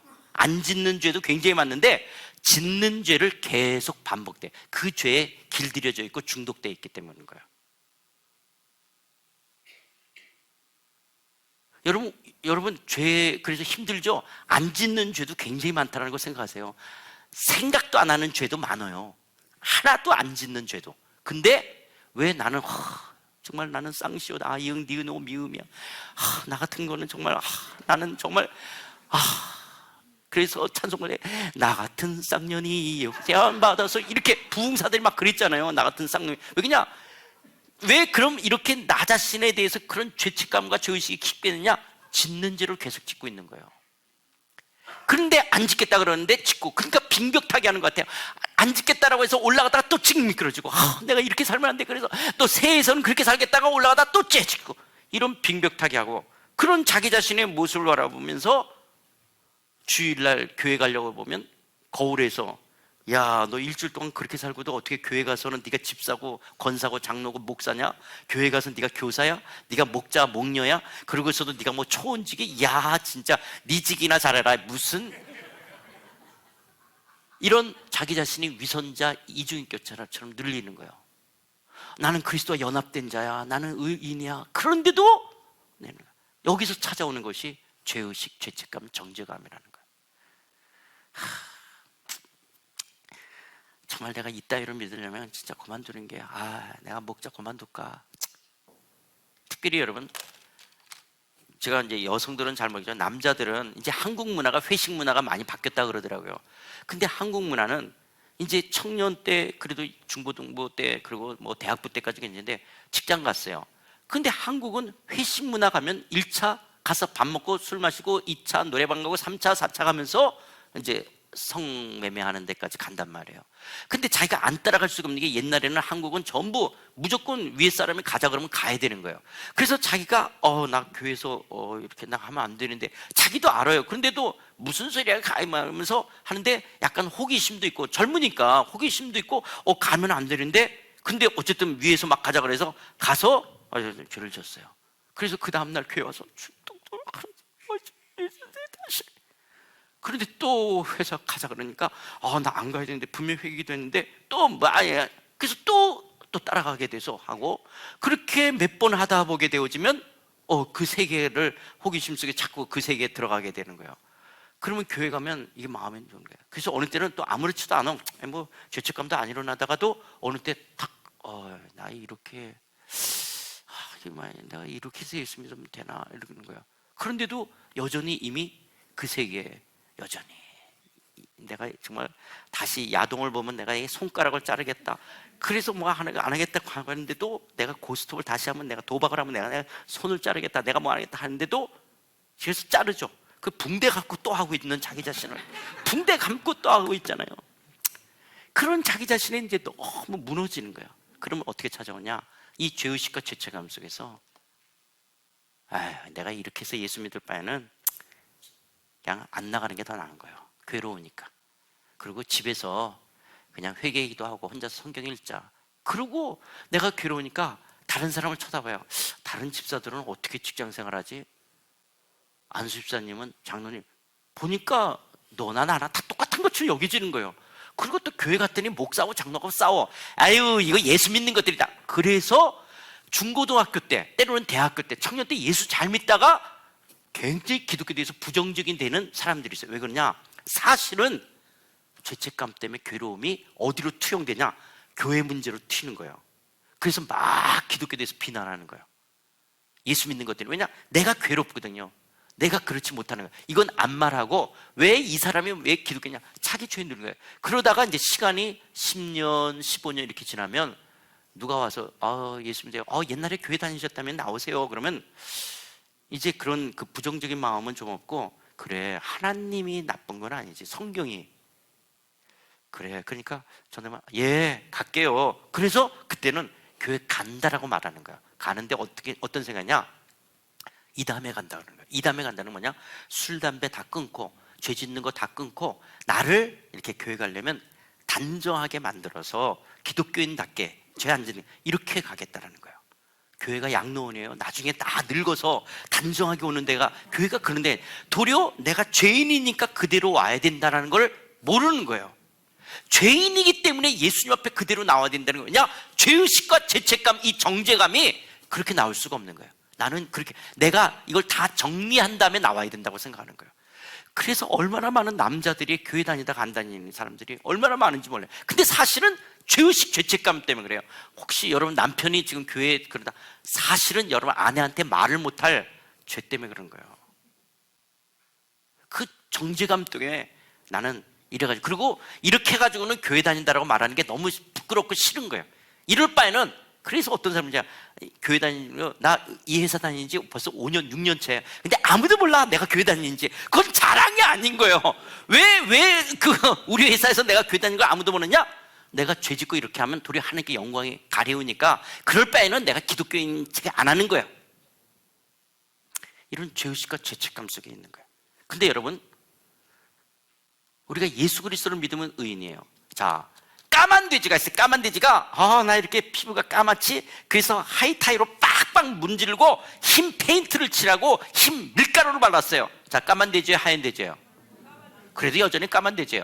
자, 하얀 돼지가 있어요. 하얀 돼지가 꿀꿀이 밥통에다가 똥 싸고 오줌 싸고 뒹굴뒹굴 굴렀어요. 그래서 온몸이 똥 묻었고 오줌 묻었어요. 그래도 무슨 돼지예요? 하얀 돼지인 거예요. 인간이 어떤 노력을 해도 우리는 하얀 돼지가 될 수가 없어요. 그러나 하얀 돼지가 똥을 묻혀도 무슨 돼지예요?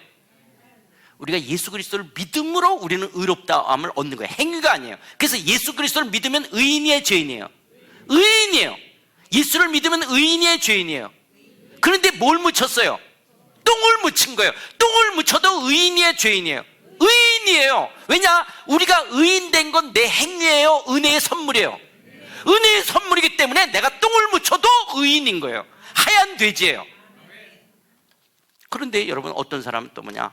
버스를 탔어요. 버스를 타면 손잡이를 딱 잡아야 되는 거예요. 그런데 좀 길이 막 이렇게 하니까 운전도 허물한 게 딱 두 손에 있어요. 그래서 두 손을 잡은 사람인데 버스가 갑자기 급브레이크를 잡아서 끽! 그러면 두 손을 잡은 사람은 약간, 한 손을 잡은 사람은 휘청. 근데 놓고 있는 사람은 어떻게 해요?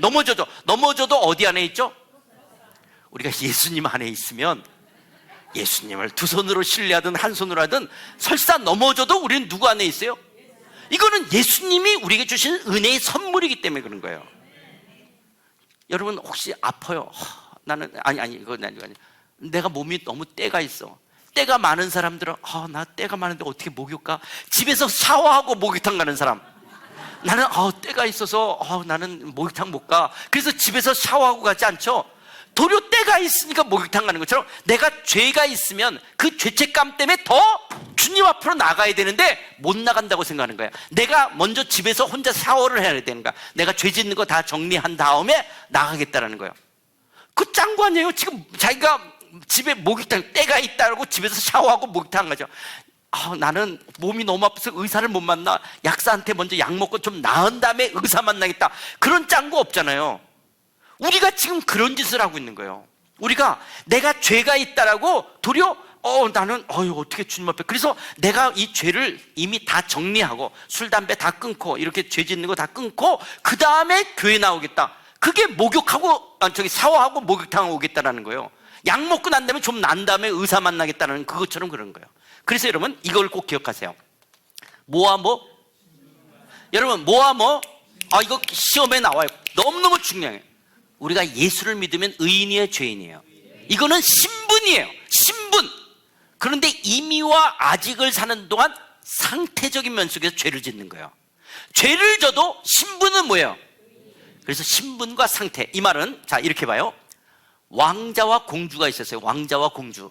근데 왕자와 공주가 둘이서 막 뛰어놀다가 영의정, 좌의정, 우의정 있는 방에 들어왔어요. 그러더니 좌의정하고 우의정 수염을 막 묶는 거예요. 그리고 영의정 상투를 막 틀어요. 그렇다고 영의정이 이 니은오미음, 이 니은요니은 이렇게 왕자 공주한테 욕할 수 있어요, 없어요? 없는 거예요. 왜냐? 신분이 왕자와 공주예요. 그러더니 또 왕자 공주가 막 깔깔고 저 방으로 가면 그때 이제 혀를 차는 거야. 언제 철이 들고. 그러니까 왕자답지 못하죠. 공주답지 못한 거예요. 이건 상태예요. 그러나 상태가 답지 못한다 할지라도 신분은 변하지 않는 것처럼 우리가 의롭다는 신분을 받는 것은, 하나님 나라의 백성이 되는 것은 우리의 행위예요, 은혜의 선물이에요? 믿음으로 주어진 신분이에요. 우리가 언제 하나님으로 의롭게 해달라고 한 적이 없잖아요. 우리가 의롭게 되려고 노력한 게 없잖아요. 그냥 선물로 우리가 의인이라 여김받은 거예요. 이건 신분이에요. 그런데 상태가 죄를 짓는 거예요. 의인답지 못한 거예요, 상태가. 그런데 사단은 어떻게 하냐? 이 상태를 공격해오는 거예요. 그게 참소하는 거예요. 참소하는 거예요. 너 그따위로 살면서 기독교인이야, 네가. 그래서 이 거짓의 아비가 계속 우리를 정죄하는 거예요. 마치 구약에 이 대제사장 여호수아를 향해서 천사 앞에 사단이 나타나가지고 이 여호수아가 끌린, 마치 불에서 꺼낸 끌린 나무처럼 더럽게 되어질 때 그 사단이 그걸 정죄하는 거예요. 그러자 여호와 하나님께서 그에게 옷을 벗기고 죄악을 저거하고 그게 아름다운 옷과 정결한 관을 씌우는 거예요. 이런 것처럼 우리의 죄의식과 죄책감이 누가 주는 것이냐라는 거예요. 나 왜 이 모양으로 살지? 이게 양심의 소리일까? 사단의 소리일까? 성령의 소리일까? 그런데 여러분, 우리를 이렇게 너 그따위로 살면서 그렇게 할 때 때로는 정죄하는 거예요. 정죄. 너 그따위로 살면서 기독교인이 할 때 그 사단의 대변인이 누가 되냐?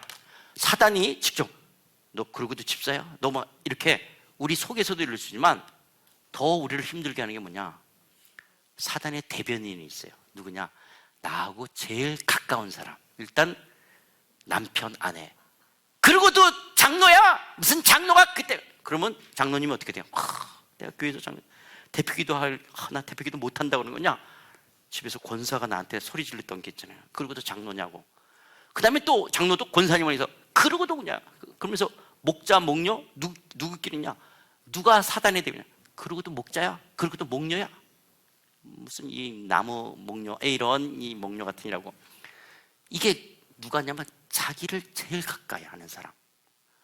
그래서 제일 친한 부부, 제일 친한 가족, 제일 친한 교회 목장 안에서 사단의 대변인이 누군가가 있게 돼요.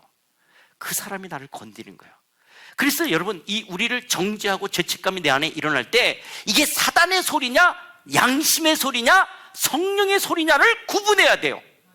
이걸 구분하지 않으면 거짓의 합인 사단한테 속는 거예요. 그런데 상당한 정죄감, 죄책감은 사실 사단이 주는 거예요. 그건 양심의 소리가 아니에요. 여러분, 성령의 소리인지 사단의 소리인지를 구분할 수 있는 게 있어요. 구분할 수 있는 게 있어요. 사단의 소리는 그래, 이 죄책감 죄의식이 있다 그러면 내가 상태적으로 똥을 묻히고 내가 이럴 바에는 교회 다니지 말고 그만둬. 이거는 사단이에요. 그래서 주님으로부터 멀어지게 한다. 교회 공동체로부터 가정으로부터 멀어지게 한다. 이건 다 사단이에요. 사단은 우리를 이간시켜야 돼요. 떨어뜨리는 거야. 그런데 성령의 소리는 그래, 나는 왜 이 모양이지? 그럴수록 나는 이 죄는, 이 상태적인 죄조차도 누구 아니면 해결할 수가 없죠. 예수님 아니고서는 해결할. 그러니까 내가 죄의식과 죄책감이, 성령의 소리는 그럴수록 누구 앞으로 더 나가게끔 만들죠. 예수님 앞에 나는 예수님 아니고서는 어떻게 할 수가 없어. 그래서 예수님 앞으로 더 나가게 하면 그거는 성령의 소리예요. 그러니까 때려치겠다, 그만두겠다, 다 사단의 소리인 거예요. 여기에 얼마나 많은 기독교인들이 속는지 모르는 거예요. 저도 마찬가지였고, 이미와 아직을 살아가는 이때 우리가 신분은 하나님 나라의 백성이에요. 근데 상태가 백성답지 못해, 자녀답지 못해, 하나님 나라의 백성답지 못할 때 사단에게 속는 거예요. 도리어 내가 그러니까 나는 예수님밖에 없다라고 더 예수님 앞에 나가야 되는 거예요. 근데 여러분, 우리는 뭐냐, 예를 들어서 이런 게 있어봐요. 찬주가 그런가, 아빠, 엄마, 내가 이렇게 살면서도 내가 집에서 밥 먹는 거, 네가 왜 내 아빠냐, 엄마냐 그랬는데 내가냐. 그래서 나 같은 그런 놈은 밥 먹을 자격 없어. 그래가지고요, 찬주가 이렇게 밥하고 가서 저 싱크대 저 구석에 가서 여기서라도 밥 먹게 해줘서 고마워. 그러면 이놈이 이제 철이 들으려고 그러나 보다. 그런데 몇 끼마다 엄마, 나는 여기 식탁에서 밥 먹을 자격이 없어. 나는 공부도 못하고 형 동생하고 싸우기나 하고, 그래서 저기 가서 한다. 몇 끼마다 그러면 정신과 데리고 가야 되죠. 그게 내 애가 아니죠. 그리고 자라 그러니까 침대 밑에 가서, 아빠, 나는 침대에서 잘 자격이 없어. 나는 이 침대 밑바닥에서라도 여기서 바람 피하고 자게 해줘서 고마워. 그게 한 번 그러면 애가 정말 철이 드냐 그러는데, 매번 그런다면 그게 정신과 데려가는 거야. 도리어 자식은 그렇게 개판치고도 반찬이 이게 뭐냐고 밭투정하고, 그리고 침대에서 코 골고 자는 게 내 새끼인 거예요. 그런 것처럼 오늘 우리들에게 있어서 내가 하나님으로 말미암아 의롭다는 거예요. 내가 내 노력이나 행위가 아니라 전적으로 그분의 은혜로 내가 의인이에요. 그래서 도리어 그리스도 예수 안에 있는 자에게는 결코 정죄함이 없는 거예요. 왜 그러냐? 이는 그리스도 예수 안에 있는 생명의 성령의 능력이 죄와 사망의 능력에서 우리를 해방시켰기 때문에 누구도 우리를 정죄할 수가 없는 거예요. 그래서 여전히 우리는 뻔뻔스러운 의의를 갖고 하나님 앞에 나아갈 수 있는 거예요. 그렇잖아요. 내가 무슨 노력해서 의인이 된 게 아니잖아요. 하나님의 은혜의 선물로 의인인 거예요. 그런데 사단이 우리를 정죄할 때 우리는 자꾸 내가 노력해서 된 것이 아닌데도 불구하고 우리는 죄책감 속에서 내가 못 나갈 수 있다고 생각하고 자꾸 그렇게 때려치고 그만두는 것처럼, 이게 속아서는 안 되는 거예요.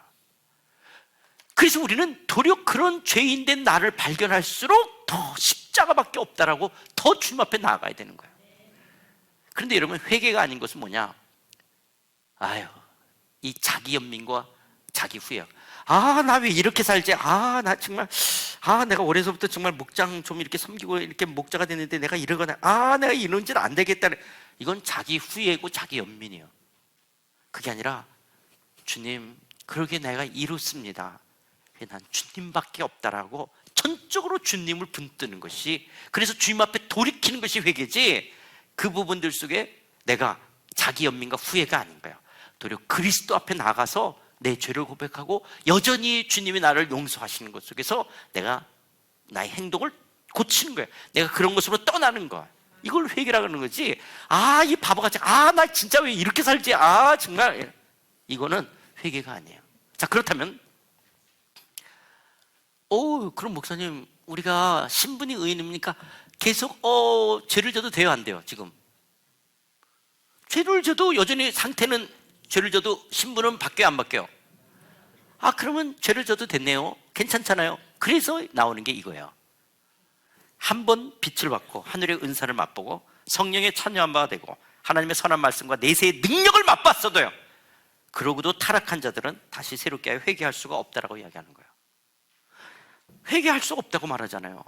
그런 선한 말씀과 내세의 능력을 맛보고도 타락한 자들은. 또 고린도전서 10장에 보면 이스라엘 사람들이 홍해와 요단강을 건너서 나올 그들이 구름과 바다에서 세례를 받은 것처럼 우리가 같은 신령한 음식을 먹었어요. 근데 하나님이 그들을 다수를 하나님이 기뻐하지 않고 광야에서 멸망을 받게 되잖아요. 하나님을 시험하기 때문에. 이런 일들이 우리의 본보기가 된 것처럼 우리로 하여금 그들이 악을 즐겨한 것 같이 즐겨하는 자가 되지 않게 하렵니다.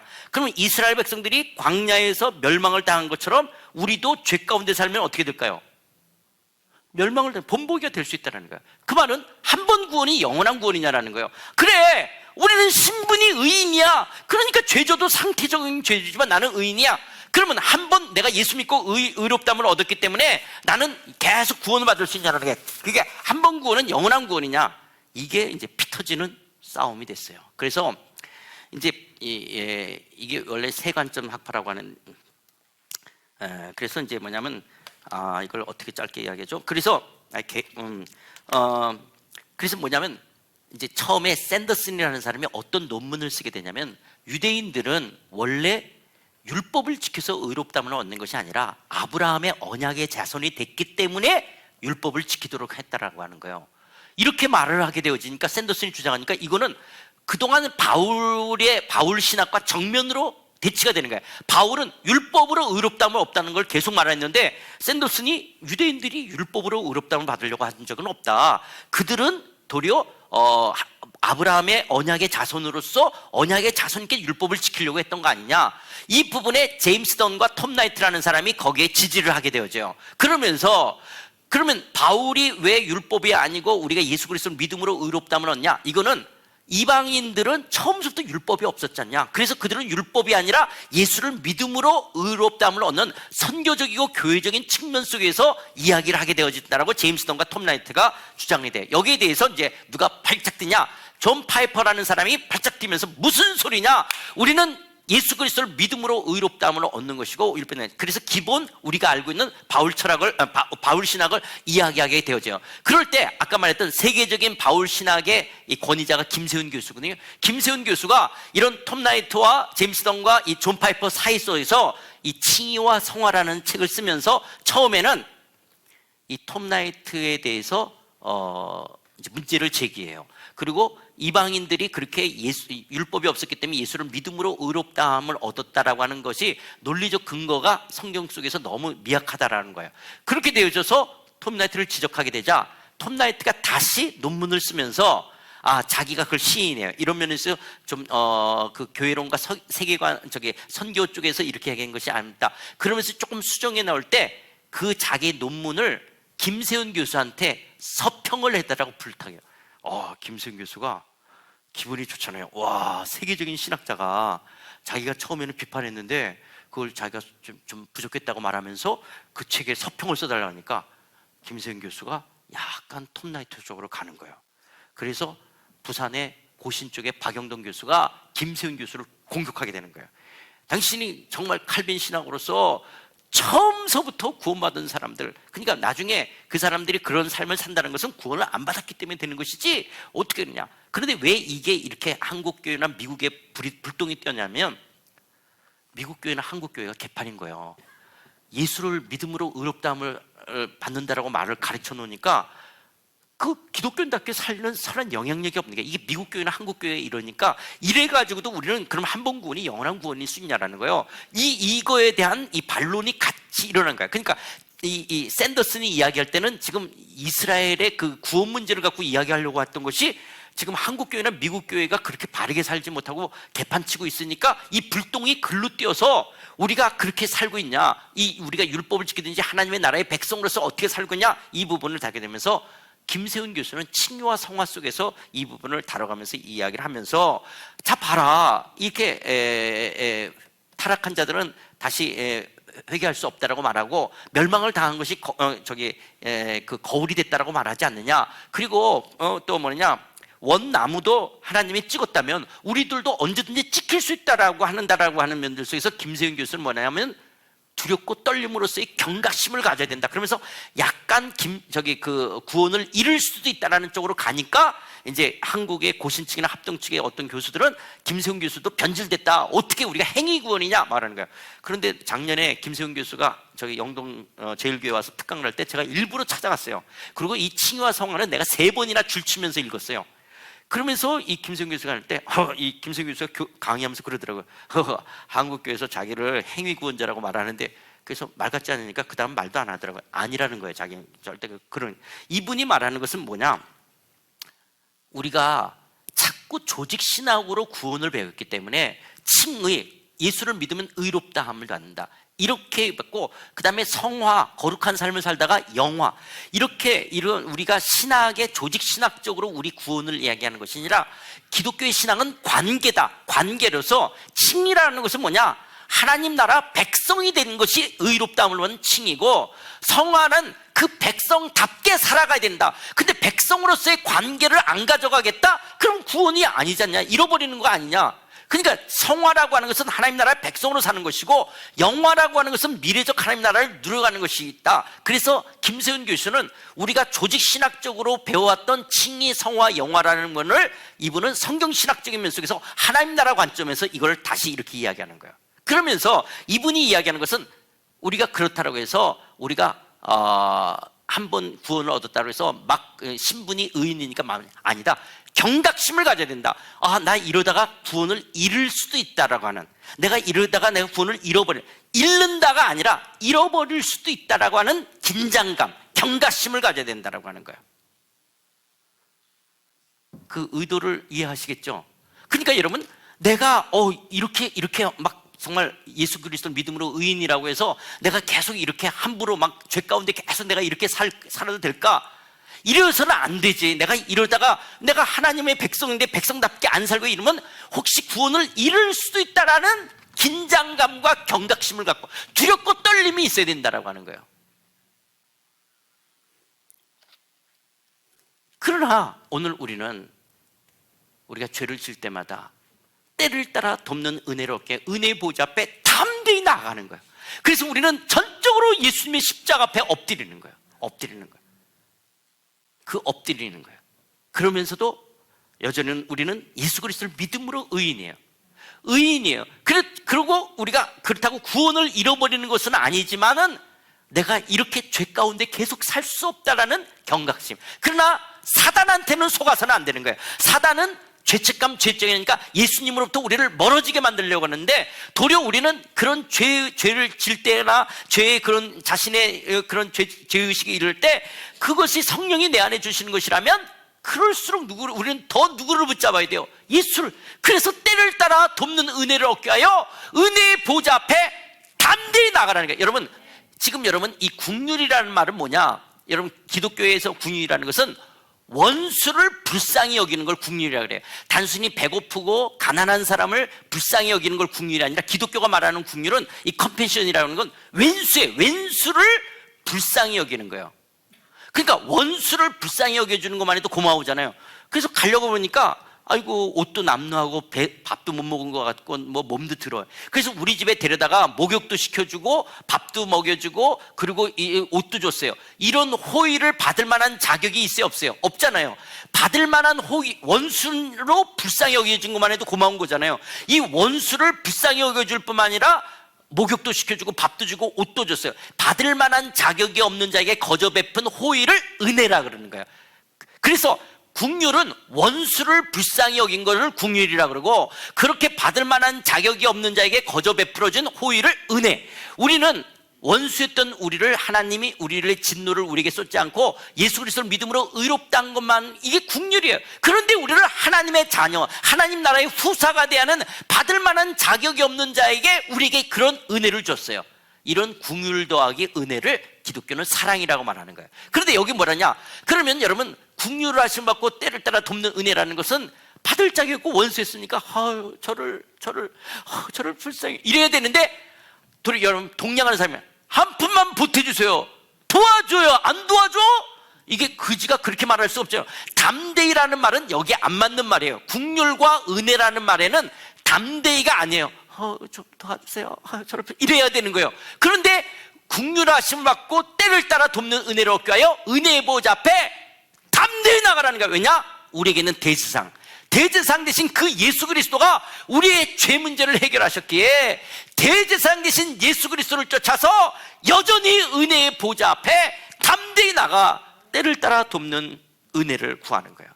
하나님, 내가 여전히 이렇게 무너집니다. 내가 의인이라고 하지만 상태적으로 여전히 죄를 짓습니다. 주님, 내가 주님밖에 없습니다. 주님만이 나의 의라고 여전히 주님의 의를 붙잡는 거예요. 그러면서도 그 죄에 대한 경각심, 내가 이렇게 살 수 없다는 두렵고 떨림을 갖는 거라는 거예요. 신부는 의인의 죄인이에요. 의인인 거야. 여전히 의인인 거야. 그래서 어떤 사람은 한 번 구원은 영원한 구원이냐 할 때, 어떤 분은 그렇게 한번 예수 믿으면 의인이니까 그런 값싼 복음, 값싼 은혜 속에 있으니까 기독교가 이 모양이 됐다라고 그랬지만, 도리어 저는 그렇게 생각해요. 정말 나 같은 죄인이 여전히 주님의 십자가 앞에 의롭다함을 계속 얻어갈 수 있다는 이 진정한 복음과 진정한 은혜 앞에 내가 부닥칠 때 내가 이렇게 살 수 없다라고 하는, 그래서 이건 값싼 복음이 아닌, 값싼 은혜가 아닌 진정한 복음, 진정한 은혜, 예수님의 전적인 구주의 십자가의 보혈로 나를 의롭다 하심을 얻게 하는. 왜냐? 우리의 구원은요, 하나님의, 그분이 나를 긍휼히 여기겠다 그러면 긍휼히 여김을 받는 거예요. 우리 행위가 아닌 거예요. 그래서 모세에게 이르되 내가 긍휼히 여길 자를 긍휼히 여겨, 불쌍히 여길 자를 불쌍히 여기라고 말하는 것처럼, 원하는 자로 말미암도 아니요 다른 박제라는 자로도 말미암아 오직 긍휼히 여기시는 하나님으로 말미암아 그가 나를 긍휼히 여기겠다면 우리는 긍휼히 여김을 받는 거예요. 그래서 우리는 하나님의 은혜인 거예요. 그러기에 우리는 이렇게 소리칠 수 있어요. 누가 우리를 대적하려? 하나님이 우리를 위하시면 누가 능히 하나님의 택하신 자들을 고발하려? 의롭다 하시는가 누구야? 하나님이시니 누가 정죄할 수 있냐라고 하는 거예요. 죽으실 뿐만 아니라 다시 살아나신 이는 그리스도 예수시니 그가 하나님의 우편에 계신 자예요. 우리를 위해 간구하신 자예요. 누가 우리를. 그래서 제가 좀 말을 험하게 할게요. 우리를 의롭다 하신 분이 누구라고요? 하나님이 나를 의롭다 그러는데 왜 네가 지랄이야? 그래서 혹시 제일 가까운 사람이 사단의 대변인이 될 수 있다고 그랬잖아요. 여러분, 목사님을 정죄하는 사람이 누굴까요? 제일 가까운 성도들이 정죄할 수 있어요. 장로님이나 권사님이나 여러분 목자나 목녀들, 제일 가까운 목원들이 정죄할 수 있어요. 그렇게 살면서도 할 때, 그렇다고 그 사람한테 그러지만 속으로 그러라고요. 나를 의롭다, 하나님이 우리를 위하시고, 근데 왜 네가 지랄이야? 하나님이 나를 의롭다 그러는데, 하나님이 나를 의롭다 그러는데, 예수를 죽여서까지 나를 의롭다 그러는데 왜 네가.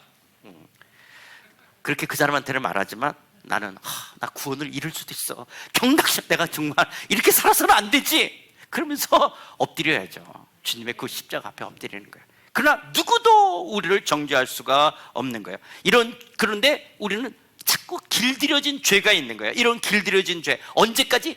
미래적 하나님 나라 속에 몸의 속량을 얻을 때까지. 그러면서 우리의 옛 성품의 근본적인 죄성은 뭐냐? 마치 이 이렇게 흙탕물이 깔아앉아 있어요. 그럼 위에는 맑았는데 깔아앉은 물이 건들면 깔아앉았던 흙이 올라오는 것처럼 평소에는 우리가 죄를 안 짓고 이런 거예요. 그런데 우리는 어떤 거냐? 이 옛성품의 옛기질 속에서는 철저하게 반기독교적이고 반하나님적인 죄성이 있는 거예요. 내 내면 속에 옛성품과 옛기질이라는 것의 그 죄의 밑바닥의 죄성이 뭐냐? 반기독교적이고 반하나님적인 거예요. 그리고 반기독교적인 반하나님적인 뭐냐? 그 반하나님의 권위를 도전하는 거예요. 그래서 여러분, 죄의 뿌리는 권위, 하나님을 도전하는 거예요. 그래서 죄는 뭐냐? 자식이 부모를 향해서 아빠가 나한테 해준 게 뭐 있어? 엄마가 나한테 해준 게, 이게 다 죄는 권위를 도전해. 선생이, 지도자가, 대통령이, 총장이, 목사가 전부 권위예요. 그래서 우리 한국에 물론 권위가 역기능적인 그런 잘못을 한 것이 있었어요. 그러나 성경은 순기능적인 권위 아래 살아가는 것들이에요. 그런데 죄는 권위를 도전하는 거예요. 그래서 공동체가 크든 작든 다 죄 속에서는 권위하고 충돌이 일어나는 거예요. 그래서 여러분, 집에서도 아빠하고 충돌이 일어나는 거예요. 교회에서도 큰 교회든 작은 교회든 목사하고 충돌이 일어나요. 왜냐? 권위이기 때문에. 이게 죄의 뿌리의 속성이 권위를 도정하는 거예요.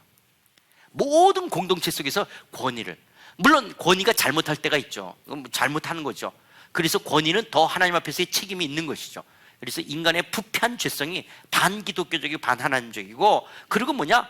그것이 자기중심이기 때문에 그런 거예요. 그리고 내 쾌락과 나의 만족을 위해 살려고 하는 거예요. 하나님보다 더 사랑하는 거. 내가 주인 노릇하고, 내가 이 세상적인 가치관과 타협하고, 그리고 이 죄에 길들여지는 거예요. 이런 부분들 속에서 우리는 어떻게 되냐? 내가 신분은 의인이지만 이제는 그렇게 살 수 없다라는 면들 속에서 제가 부족했던 부분이 있어요. 저는 합동층 고신층에 자라면서 나는 아무것도 못해요. 오직 하나님만이 할 수 있어요. 성령님만이 할 수 있어요. 맞아요. 그러나 나는 기계가 아니에요. 하나님은 나에게 인격을 줬어요. 그래서 여러분, 이 부분도 꼭 기억하세요.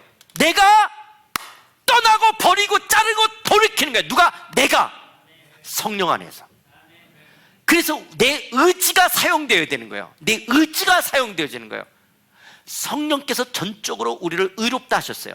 나는 할 수가 없어요. 전적으로 하나님이 나를 의롭다 하셨지만, 의롭다 하신 성령 안에서 때로는 내 의지가 동원되어야 돼요. 내가 그런 것을 죄로부터 떠나고 버리고 자르고 돌이키는 거예요. 여러분, 이 뜨거운 물 속에 손을 집어넣었어요. 하나님, 손이 너무 뜨거워요. 하나님, 손 안 뜨게 해주세요. 그럼 하나님 뭐라 그럴까요? 빼진 않고 하나님, 나는 왜 이렇게 죄 가운데, 하나님, 저는 할 수가 없어요. 다시는 죄 안 짓게 해줘. 죄를 그러면 내가 떠나고 버리고 자르고 돌이키는 거예요. 그런데 내 의지를 사용하지 않고 그냥 그래서 하나님이 어떤 기적만 물론 하나님의 그런 역사도 있지만, 보편적인 면 속에서 내가 그 죄로부터 돌이키는 거예요. 내가 돌이키는 거예요. 내가 그 죄를 버리는 거예요. 그러면 어떻게 우리는 이 죄로부터 이겨갈까? 우리가 시간관계상 제목만 봅시다. 우리가 이 세상과 함께하셔서 먼저 예수님을 승리하신 예수님의 의와 권세와 능력을 선포하는 거예요. 우리는 이걸 믿는 거예요. 그러면서 우리는 죄는, 여러분, 죄질 때 한약 먹듯이 괴로운 거. 나 이따가 어떻게 죄 짓지? 막 괴로워요?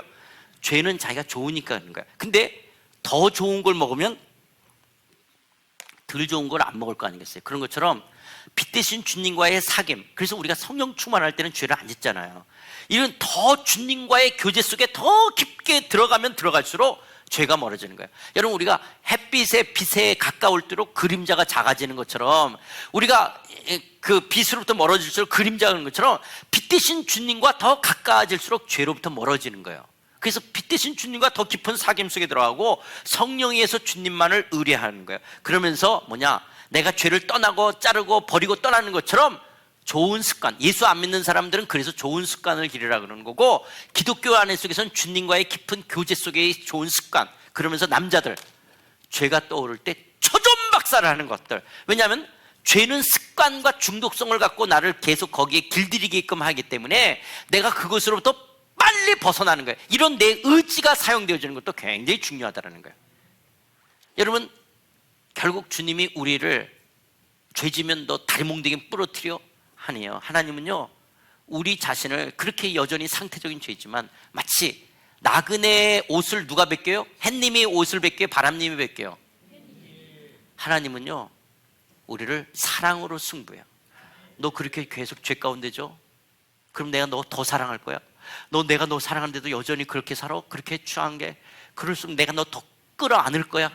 그래서 마침내 그 하나님의 사랑 때문에 내가 이렇게 살 수가 없다는 거예요. 그래서 여러분, 우리의 기독교의 신앙의 성숙은 시간이 가면 갈수록 내가 더 깨끗한 삶을 사는 것 같지만, 물론 그래요. 그런데 그 전까지는 내가 짓는 죄를 회개해요.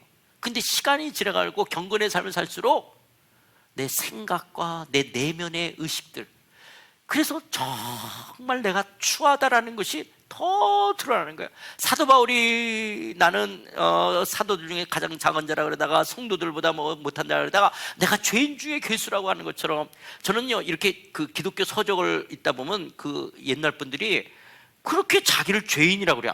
아니, 이분들이 그 수도원에서 무슨 수녀하고 무슨 짓을 하냐, 왜 이렇게, 그게 옛날에는 이해가 안 됐어요. 그런데 여러분, 지금 제가 맨손을 보면 깨끗하지만 이거 현미경으로 들어보면 여기 얼마나 대장균들이 우글우글하겠어요. 지금 이거 막 만지고도 나는 아마 과자 같은 거 먹을 수 있을까, 안 보이니까. 근데 이게 있는 것처럼 빛 앞으로 가까이 가면 가까이 갈수록 내가 더 취하는 거예요.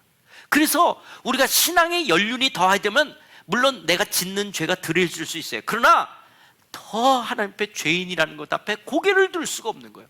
왜냐하면 빛 앞으로 가까이 가면 내 내면에 더 추함이 드러나는 거예요.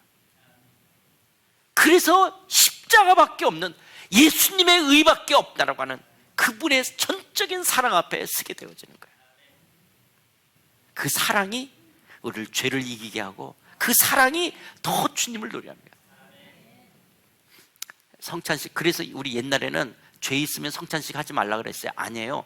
성찬의 의미를 알지 못하고 먹고 마시는 건 자기 죄를 먹고 마시는 것이라 그래서 죄를 질수록 성찬식을 더 해야 되는 거예요. 장로님, 목사님이 분명분장할 때 장로님 저 사람들 주지 마십시오. 그럴수록 나는 죄 있는 사람은, 다른 사람은 떡 하나 먹을 때 우리는 몇 개 먹어야 돼요? 3개, 4개. 다른 사람 한 잔 먹을 때 나는 몇 잔씩 먹어야 돼요? 왜? 나는 더 죄인이기 때문에. 나는 예수님 아니고서는 해결할 수가 없잖아요. 그렇죠? 그러니까 성찬식을 죄인일수록 더 참석해야 되지, 죄 있다고 성찬식을 안 참석하면 그럼 불교 절에 가서 죄 용서받고 와서 성찬식을 참석할 수 있겠어요? 죄인이기 때문에 더 참석하는 거예요. 그런데 이걸 먹을 때 이 떡이 뭐예요? 이게 예수님의 살이고 이 잔이 예수님의 피라고 하는 이 분명한 성찬이 뭔지를 분별하고 먹고 마시는 거예요. 그걸 분별하지 먹고 마시는 것은 자기 죄를 먹고 마시는 거라는 거예요. 그래서 우리의 삶은 더 주님과의 깊은 사귐, 교제 속에 더 깊게 들어가야 되는 거예요. 근데 주님과의 교제를 방해하는 게 뭐냐? 죄 가운데 있고 지나치게 너무 바쁘고 또 하나님에 대한 사모함이 없을 때 교제를 하지 않는 거예요. 그래서 때로는 우리에게 이 솔리터리, 여러분들이 이렇게 다니엘 세일의 기도에 그래서 금식한다는 게 뭐냐면, 론니는 외로운 거예요. 그래서 사랑하는 사람이 친구가 없는 거예요. 그러나 그거는, 론니는 자기가 미디어를 보거나 책을 보거나 TV 보고 이럴 수 있는데, 솔리터리는 그런 아까 말했던 실존적 고독 속에 들어가는 거예요. 그래서 광야에 가면 아무것도 없어요. 하늘밖에 없는 거예요. 내가 내 인간의 힘으로 풀 한 포기를 만들 수가 없어요. 이런 것처럼 그 광야 속에서 주님만 바라보는 것처럼 인위적 광야가 금식이에요. 그래서 여러분, 때로는 우리가 금식도 하지만 이번에 여러분 부분 금식 하잖아요. 이런 것으로 자기를 좀 외롭게 만들고 어떤 것을 통해서 자기를 좀 이렇게 그 길들여져 있는 것 속에서 자기를 절제하는, 이런 것이 이 땅에 있는 상태적인 면에 있어서 우리의 경건에 유익을 가져다 주는 거예요. 물론 안 해도 돼요. 그러나 자기를 좀 인위적 광야를 만들어가는 거예요. 인위적 광야가 금식이에요. 인위적 광야가. 그래서 자기를 외롭게 만드는 거예요. 솔리터리 하는 거예요. 그리고 누구만 보냐? 주님. 그래서 여러분, 때로는 혼자서 좀 이렇게 산에, 바다, 혼자 좀 자기를 외롭게 만들어야 돼요. 아, 외로워. 그러면서 스마트폰 막 보고 드라마 보고 넷플릭스 보고 막 이렇게 이런 거 말고 그런 걸 다 놔두고 정말 자기를 좀 외롭게 만들어는 거예요. 이렇게. 그래서 누가 은혜 받냐면요, 진짜 죽을까? 그러다가 은혜 받는 사람 많아요. 왜냐? 진짜 외로울 때 주님이 찾아오세요. 내가 진짜 외롭고 주님밖에 없다라고 할 때. 그래서 그런 면에서 그리고 그 가운데 우리 안에는 성령이, 여러분 기독교는 성령이 없이는 우리의 신앙생활이라는 건 시작도 끝도 없는 거예요. 그래서 성령이 우리 안에 속에 그런 죄된 나를 더 주님 앞으로 이끌어 가시는 거예요. 그래서 사단에게 속지 마시고 성령으로 충만하시고 성령으로 살아가는 거예요. 그럴 때 그 성령 안에서 그 성령이 우리 안에서 나타나는 그 성령의 세례나 성령의 은사나 성령의 기름 부으심이 그리스도를 증거하고 주님을 닮아가게 할 때 더 우리 안에 죄로부터 승리하는 삶을 살아가는 거예요. 그래서 성령으로 정적으로 이겨야 되는 거예요. 그러면서 꼭 기억하셔야 될 것은 예수가 우리의 지혜와 의로움과 거룩함과 구원함이 되신 거예요. 예수가 나의 지혜고 의로움과 거룩함이에요. 오직 예수님만이 나의 의요, 나의 거룩이요, 나의 구원인 것을 고백하고 우리가 상태적으로 죄책감, 죄의식이 일어나면 일어날수록 더 주님 앞에, 도리어 사단한테 속아서 주님으로 더 멀어지는 것이 아니라 목자, 목녀로, 교사로 여러분이 섬길 때 더 그렇게 섬기는 자로서 너무 위선자같이 느껴질수록 그러니까 더 주님 앞에 가는 거고, 그것을 본받도록 목원들이 뭘 본받아야 되냐? 저렇게 목자, 목녀들이 죄를 지면서도 그래서 주님 앞으로 가는구나. 그래서 목원들이 내가 이렇게 죄를 지면서도 그럴수록 더 주님 앞으로 가야 돼. 이거를 본받게 하는 것이지, 죄 안 짓고 살아가는, 물론 그런 것을 본받게도 해야 되겠지만, 여러분들이 지금 사도 바울이 나를 본받는 자가 되라는 것은 사도 바울이 주님을 쫓아가는 그 애티튜드, 그 주님을 쫓아가는 이걸 본받으라는 것이지 내 완벽함을 본받으라는 말이 아닌 거예요. 그래서 여러분 목자, 목녀 되시는 분들 뭘 목원들이 봐야 되냐? 죄가 있어도 저렇게 주님만을 앞에, 주님 앞에 쓰는구나. 그래서 주님의 그 십자가 앞에 뚝뚝뚝 눈물을 흘리듯이 예수님의 십자가의 피가 내 안에 뚝뚝 떨어지는 그 주님을 의지하는 것을 목원들이 배워야 되는 거예요. 그래서 이 이미와 아직을 죄책감에 빠지는 것이 아니라, 또 죄의식이 성령 안에서 되면 주님 앞에서, 그러면서도 우리는 그렇다고 은혜를 더하냐? 그럴 수 없는 것처럼 상태적인 거룩함으로 여러분들이 살아가는 거룩한 영광스러운 백성들이 다 되시기를 주의 이름으로 축원드립니다.